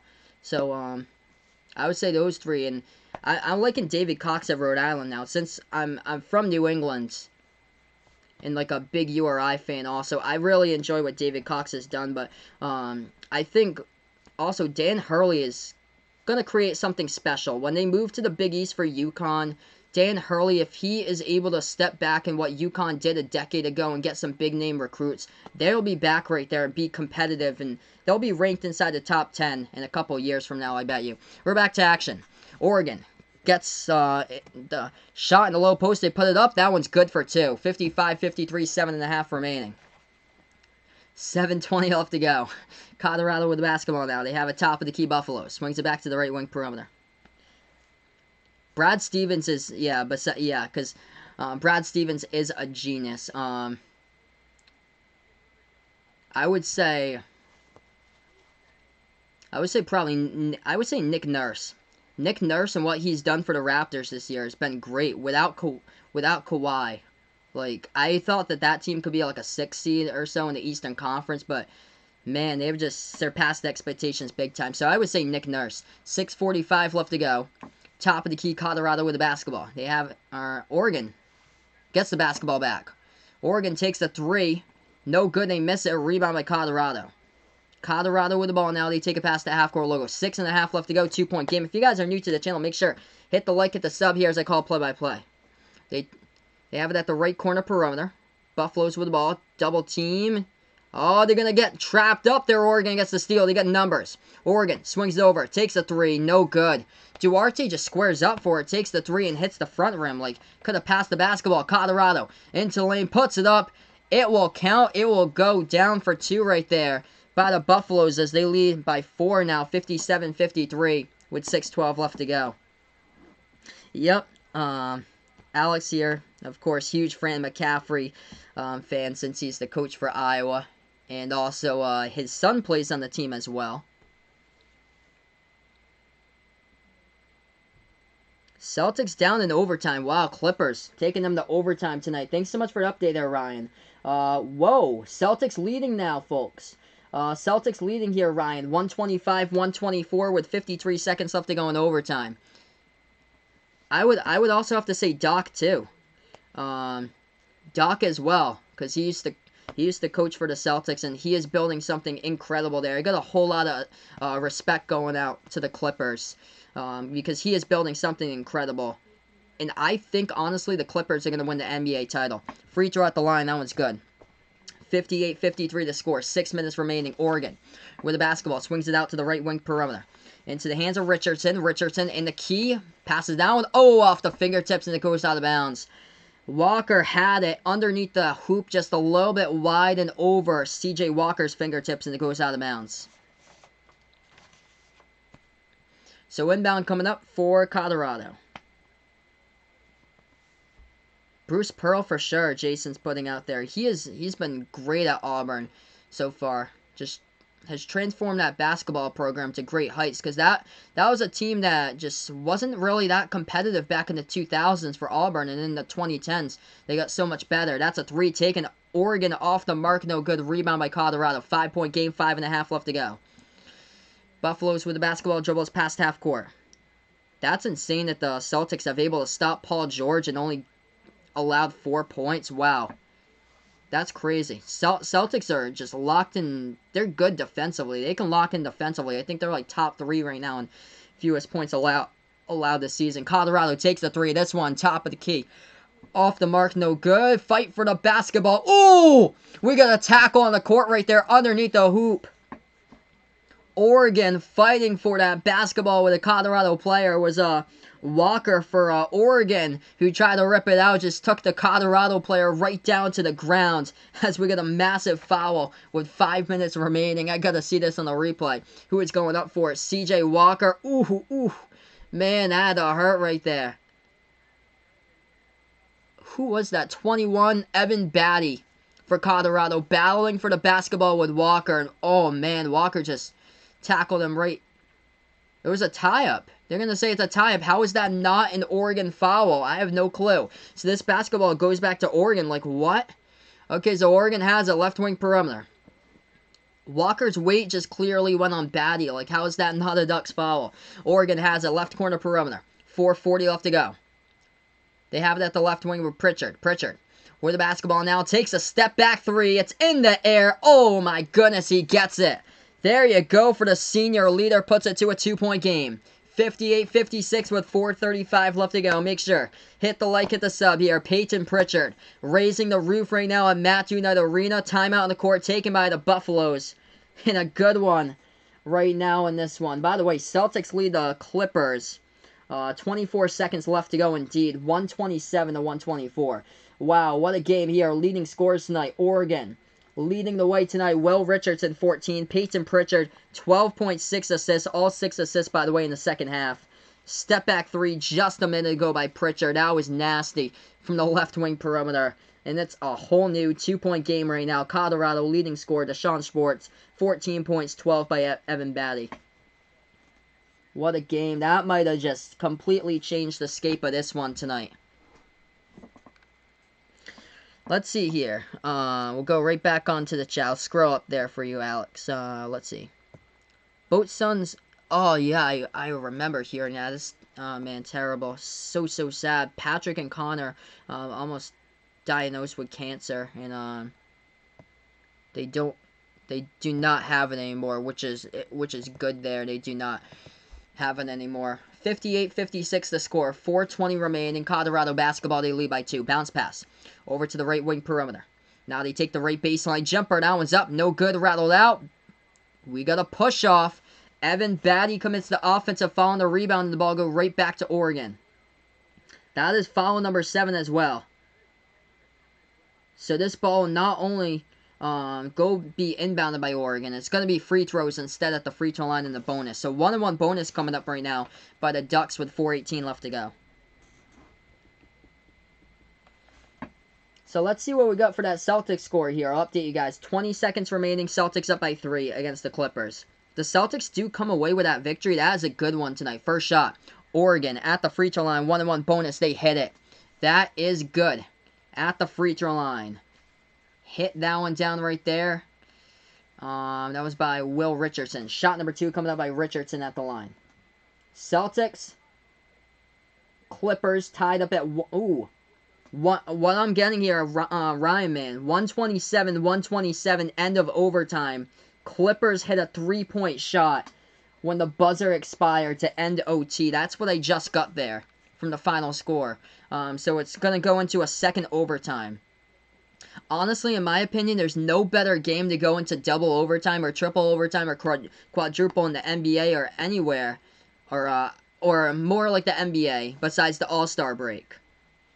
It's this game. It's fine to me. It's before the All-Star break. You don't need a hurry to go travel to another game. So 58-57, 4:18 left to go. One more shot coming up at the free throw line for Oregon.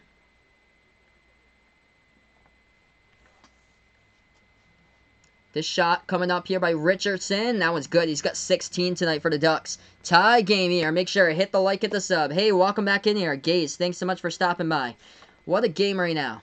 4:18 left to go. Colorado. Try to get it past the double team trap set up at half court. The Buffaloes do. Past half court. Now they juggle at the edge of the Oregon logo. They're going to pass this one over top of the key to right. Right with the basketball. Do I think I was sad about Frederick? Yeah. I think they're really sad about Frederick. I feel like they're probably going to rally, though, and come up with a good game plan with McCaffrey, though. He's able to do it with Bohannon. It's just going to be more Luka Garza, but it's going to be a Luka Garza season, and for sure, it could be him to put a stamp on National Player of the Year, Alex. If he produces like he did tonight with 38, Colorado passes the ball, low post inside, they turn it over. It's going to be Oregon basketball. Double overtime, yes. So double overtime knotted up at 127 Celtics versus Clippers. Wow, what a game with those two teams. 91-92, Elite 8, Jason putting out. One of the greatest Kentucky games versus Duke ever in the tournament. Christian Laettner with a shot that was heard around the world, unfortunately. I remember seeing the highlights of that. I used to grow up playing PlayStation 2 March Madness 2006. I have the video game of that for a throwback on PS2. And that was in the Instant Classics, that game there, 91, the Elite 8 game, Kentucky versus Duke. That was in that Instant Classic. So right now, we're just on break. We're going to get right back over to this game in just a moment. We're all tied up at 58. If anybody's new here to the channel, feel free to hit the like, hit the sub, as I call play-by-play. Also, let me know down in the chat below if you're an Oregon fan. If you're a Colorado fan, feel free to let me know down in the chat below. What a game tonight here between both of these teams. Oregon going in with a half-court press for their defense, though. Colorado's had a couple turnovers off that tonight. I would feel really sad, Alex. I would feel devastated if I was Frederick, because that could be the rest of his season. It's just sad. It's sad. You never want to see a player go down with an injury, especially something that's really serious. I was sick to my stomach when I was a junior in high school and saw the Kevin Ware injury for Louisville in the tournament, and that was terrible. That made me sick to my stomach when I saw that injury. That was awful. You never want to see injuries that bad. That had to be the worst one, in my opinion. Gaze here has a friend over. His name is Caden. Yes, so hello, Caden Lockhart. Welcome to the stream here, Caden. Right now, we're just on break. We'll get right back to action. By the way, Celtics and Clippers in double overtime, tied up at 127. Oklahoma City Thunder beat the Pelicans tonight, 123-118, the final. Just going to take a look here. Zion, 32 points tonight for Zion Williamson. So, he is having success in the NBA. Back-to-back games with 30-plus for Zion. It's incredible, dude. Incredible there for Zion. Alright, we are back to this game. 3:45 left to go. Make sure, hit the like, hit the sub, as I call play-by-play. We're back into it. Oregon basketball, top of the key. They dribble to the left wing perimeter. No dog in this game, but good game for sure, Jack. This has been a great one to call. Lobs it over to the left baseline, all tied up. 58 even with 3.5 left to go. Oregon passes out to the left wing. 12 on the shot clock here. Ducks with the basketball, top of the key. Into the hands of Duarte. They'll take a three. This one is up. This one is good. Nails it. Oregon on top right now. 61-58. First lead since 16-15 for Oregon at home right now, as they are perfect on the season at 12-0. Colorado basketball dribbles past half court. Right, swings out to the right wing perimeter. Will Richardson, by the way, having himself a stellar game with 19. Colorado has it left wing into the hands of Gatling. Gatling swings it over to the top of the free throw circle. Back on top here for the Buffaloes. 7 on the shot clock. Right with the ball. Right elbow. Looking to pass it. Passes over to the right corner. 3 on the shot clock. Passes over. Takes a 3 right in the air. No good off the rim. Rebounds by Oregon by Pritchard. Pritchard with 2:45 left to go. Takes it past the half-court logo. Dribbles now. Pritchard passes over. Right corner open 3. Duarte. It is up. No good. As we had contact in the low post, but no foul. They're going to keep on playing. No whistle. Oregon gets the offensive board. 2:30 left to go. Celtics still playing right now, Brayton. Double overtime against the Clippers. 130-127. They have it at the right wing perimeter. Oregon with the basketball. 6 on the shot clock. 2:20 remaining. Jules now. Bounce pass. Nice backdoor cut. Oh, goodness. The jam. Thrown down by Addison Patterson of the Ducks. And they have the largest lead right now with a 5-point lead tonight. 63-58 here. They take a 3, Colorado. This is the largest lead of the second half, by the way. I think they were leading by a little bit more in the first half. 2 minutes remaining. Ducks in a 10-zip run, last 4:15. Colorado missed the 3. They get the offensive board. Right hook into the key. No good off the mark, and we get a foul on the play committed by, I think it's Oregon, by Duarte off the rebounds. So let's see, 63-58, Chris Duarte, yeah, he picked up the foul and he fouled out, so he's got 8 points tonight. That is it tonight by Duarte. Wow, I'm going to check my sources there for you guys, so I know this is true.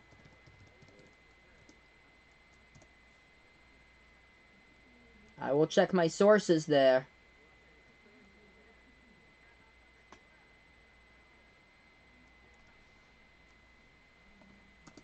Right now, we're just on break. Well, he is moving from the Chargers. I didn't think it would be that fast, though. I don't think so.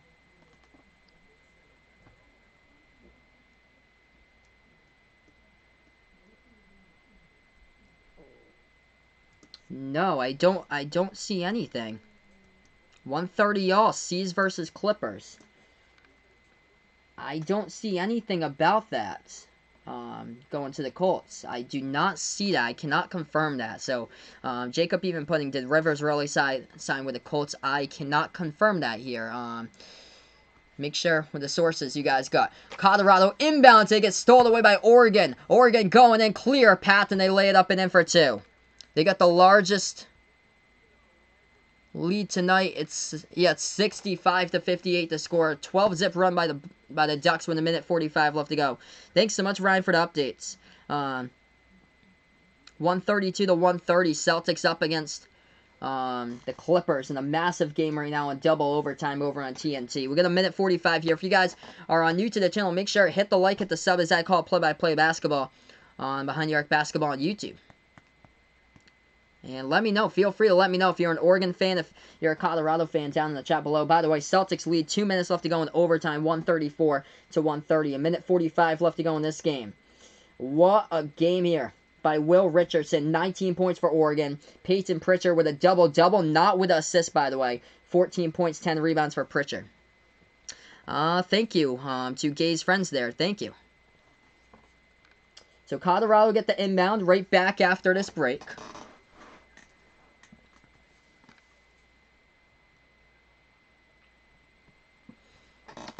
Alex said he sent the links here. Unfortunately, I block links on this channel. I cannot look at links because I blocked links on the channel because people kept on posting spam links, so I won't allow any links to go through. I'm going to just check my sources again. Yeah, there's nothing. There's nothing here about Phillip Rivers to the Colts.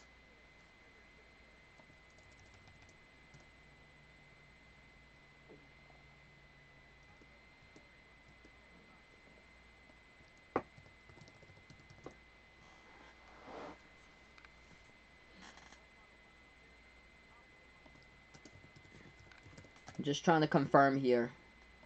So we're going to get back to action just a moment, everyone. Thank you so much for stopping by in the channel. No. I will not be kicking players there, Vaughn. We're back to this game. Colorado with the basketball. Oregon coming into the half-court press right now. As Colorado gets a right pass, they have it at the top of the key. Swings it back to the right corner. They take a 3. It is up. No good. Hits the front rim ball. Tipped around, and Colorado gets the offensive rebound into the hands of Wright. Swings it back to the right wing. Passes over to the free throw circle. Makes their move inside. Too high.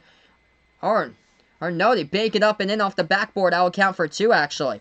So that one's good right there by Colorado. Looked like on the hook it might have been too high, but they're able to get it.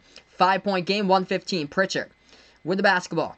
Dribbles now, 20 in the shot clock, down to 110 remaining. Make sure, before you sign off, hit the like, hit the sub, as I call play-by-play.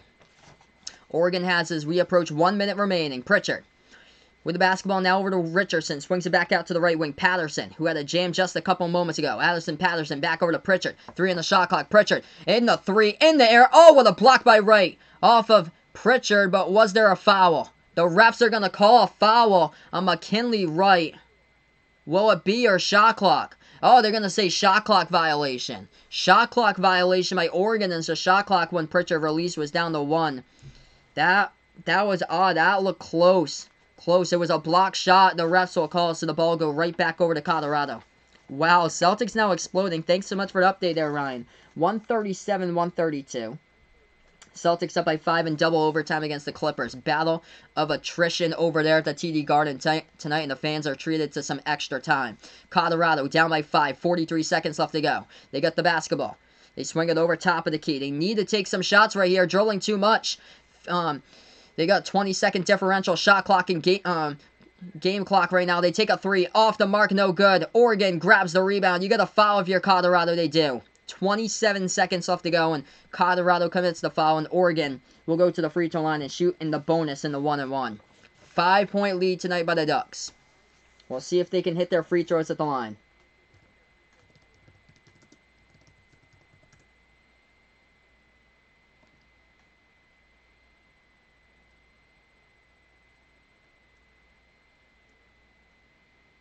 First shot coming up by the Ducks at the free throw line. Wow, it barely goes in right there. Hit the back iron, luck of the bounce. The ball stayed on the back iron rim, and it rolled right into the net for 1. They're up by 6. Peyton Pritchard, second one at the free throw line. This one is up. This one no good. Rattled out. Oh, what an effort. Pritchard almost got there, but Colorado gets the rebound. 22 seconds. Swings it out to the right corner. They take a deep jumper. That one's going to be off the mark. No good. Rebounds by Richardson. Oregon grabs the board. They get the basketball, and they get fouled with 15 seconds left to go. More free throws coming up for the Ducks in the bonus. Once again, foul number 9 by Colorado. 15.7 on the clock. Thank you guys so much for stopping by tonight. I appreciate here, everybody in the channel. Before I sign off, make sure to hit the thumbs up, hit the like, hit the subscribe button down below, as I call it play-by-play. And thank you all for joining me on tonight's stream. First shot coming up. Richardson at the line, nails it. Ducks running away here with the free throws. If you can make free throws, your team is golden in the NCAA tournament. And that's the difference between 1 point being the final score. And Oregon here nails both of them down at the free throw line. Tonight they've been good. 12 for 16 at the line tonight. Both of them go down. 68-60. Colorado takes a 3. It's off the mark. Rebound Pritchard. No foul by the Buffaloes, and that game is over. Oregon does it. They were down in this one most throughout, but the Ducks come from behind once again. And they get the W in this one at home as they remain perfect, 13-0 on their home court. 5th double-digit comeback this season here. They trail by 14 points in this game. And Oregon won't quit. They come back. And that is the key factor of this one.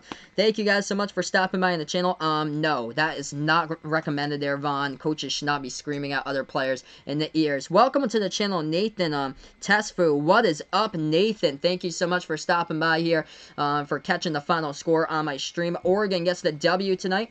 And this one's 68-60 over Colorado. So, let's take a look here. That puts both of these two teams in the tie for the conference. Oregon 8-4 in the Pac-12. Colorado at 8-4, and Colorado falls to 19-6 this season. Oregon at 19-6 as well. Both of these teams tied for their record. So, let's see, 137 to 132 is the score there. Celtics are up by 5. So all 138 to 132. Looks like the Celtics are gonna win tonight, Ryan. 14 seconds left to go in double OT. Celtics lead by 6. So barring any miracle, they should win that game. I'm gonna take a look at the final score of that one when I sign off on this video. You guys were awesome here tonight. Thank you so much for stopping by here, Sonic LaShawn, on the channel. You guys were awesome. Sure, here I'll stay for the Celtics if they do end the double overtime for us, Ryan. So what is that? There's 12 seconds remaining. Celtics lead. Yeah, 139 to 132 is the score. I'll take a look at the scoring numbers of that one. Let's see here. I'm going to bring up this game before I sign off. We'll take a look at the scoring numbers right now. Actually going to go into the Pac-12 and take a look at what happened in the Pac-12 as well. If you guys are new, make sure to hit the like, hit the sub, as I call play-by-play and Behind the Arc Basketball on YouTube. Scroll down here, get some Pac-12 scores for everybody throughout tonight's game, because I know USC was in action tonight as well. Arizona leading California 19-13. Of course, that game tipped off. Let's see what else we got. Final scores for college basketball. Oregon State crushed Utah tonight, 70-51. USC beat Washington State, so USC needs to do that to stay in the bubble, as they won Washington State 62-56. And Will Richardson got himself 21 points tonight and 9 rebounds for Oregon as they got the win. In this one, I call it 68-60. Thank you so much for finding my channel, Sonic LaShawn. I appreciate it, brother, for being a part here. Yep, 12 seconds left of the Celtics. I'll take a look at that one for just in a second before I sign off on the stream, Ryan. Let's see, our leading scorers tonight for Colorado, 14 by Deshaun Swartz and Evan Batty. Evan Batty had a double-double, 14 points, 11 rebounds. Will Richardson with 21 led the way in scoring. Peyton Pritchard with an odd double-double, but got it tonight, 15 points, 11 rebounds. He usually is able to get that with assists. Peyton Pritchard is a smaller type of point guard. He is only 6'2", and he gets 11 rebounds. I appreciate it, Jack. Thank you so much for stopping by. Feel free to hit the notification bell so you know when I'll go live next. No streams tomorrow since there's not really much of basketball going on. I'll be at a basketball game on Saturday, so I'm not sure about my schedule on Saturday. If I do get back in time, though, I'll cover Michigan State versus Maryland, but I'm not sure entirely my schedule on Saturday because I'll be out actually at a college basketball game, watching one of the games, and then no streams either on Sunday because I'll be watching the Daytona 500 with my best friend. I do plan to do Kansas Iowa State on Monday. On Tuesday is another college basketball game as well here. I think Kentucky takes on LSU. One of those games. Louisville takes on Syracuse, I think, either on Wednesday. I think that's on Wednesday. Louisville, Syracuse, and then Duke, NC State. And the NBA is basically on their bye week this week. Thanks so much for the update here. Ryan updating me. 141, 133. 2 seconds left. Looks like the Celtics are going to get the W here tonight. And Paul George only scored 4 points. I don't know what happened there. 15 minutes. He might have got injured, though. That might have happened. I don't know. There with Paul George. Jason Tatum led the way. Thanks so much. So, yep, just went final. Celtics win by 8 in double OT. Battle of attrition tonight, but great W by the Celtics. Jason Tatum, 39. 31 by Marcus Smart, which Marcus Smart usually doesn't drop 30 that often. Gordon Hayward with 21 and 13 rebounds, and Kemba Walker with 19 points tonight for the Celtics, and 12 by Daniel Tice. So that is a wrap here to the stream. Great W for the Celtics, by the way, here, man. Right before the All-Star break, that is a great W. I think the next Celtics game will be the Saturday night against Houston on the Saturday night primetime, 8:30 on that's February 29th. No, that is not true. He was just lying about Rivers to the Colts, so that is actually not true. I could not confirm that with my sources. I looked up everything, and there's no articles pointing to that direction. So thank you guys so much for stopping by. Before I sign off, don't forget, hit the like, hit the sub, hit the notification bell if you really enjoy what I do as well. Signing off here, as this is Behind the Arc Basketball on YouTube. And enjoy the rest of your Thursday night, everybody. Thanks so much for watching.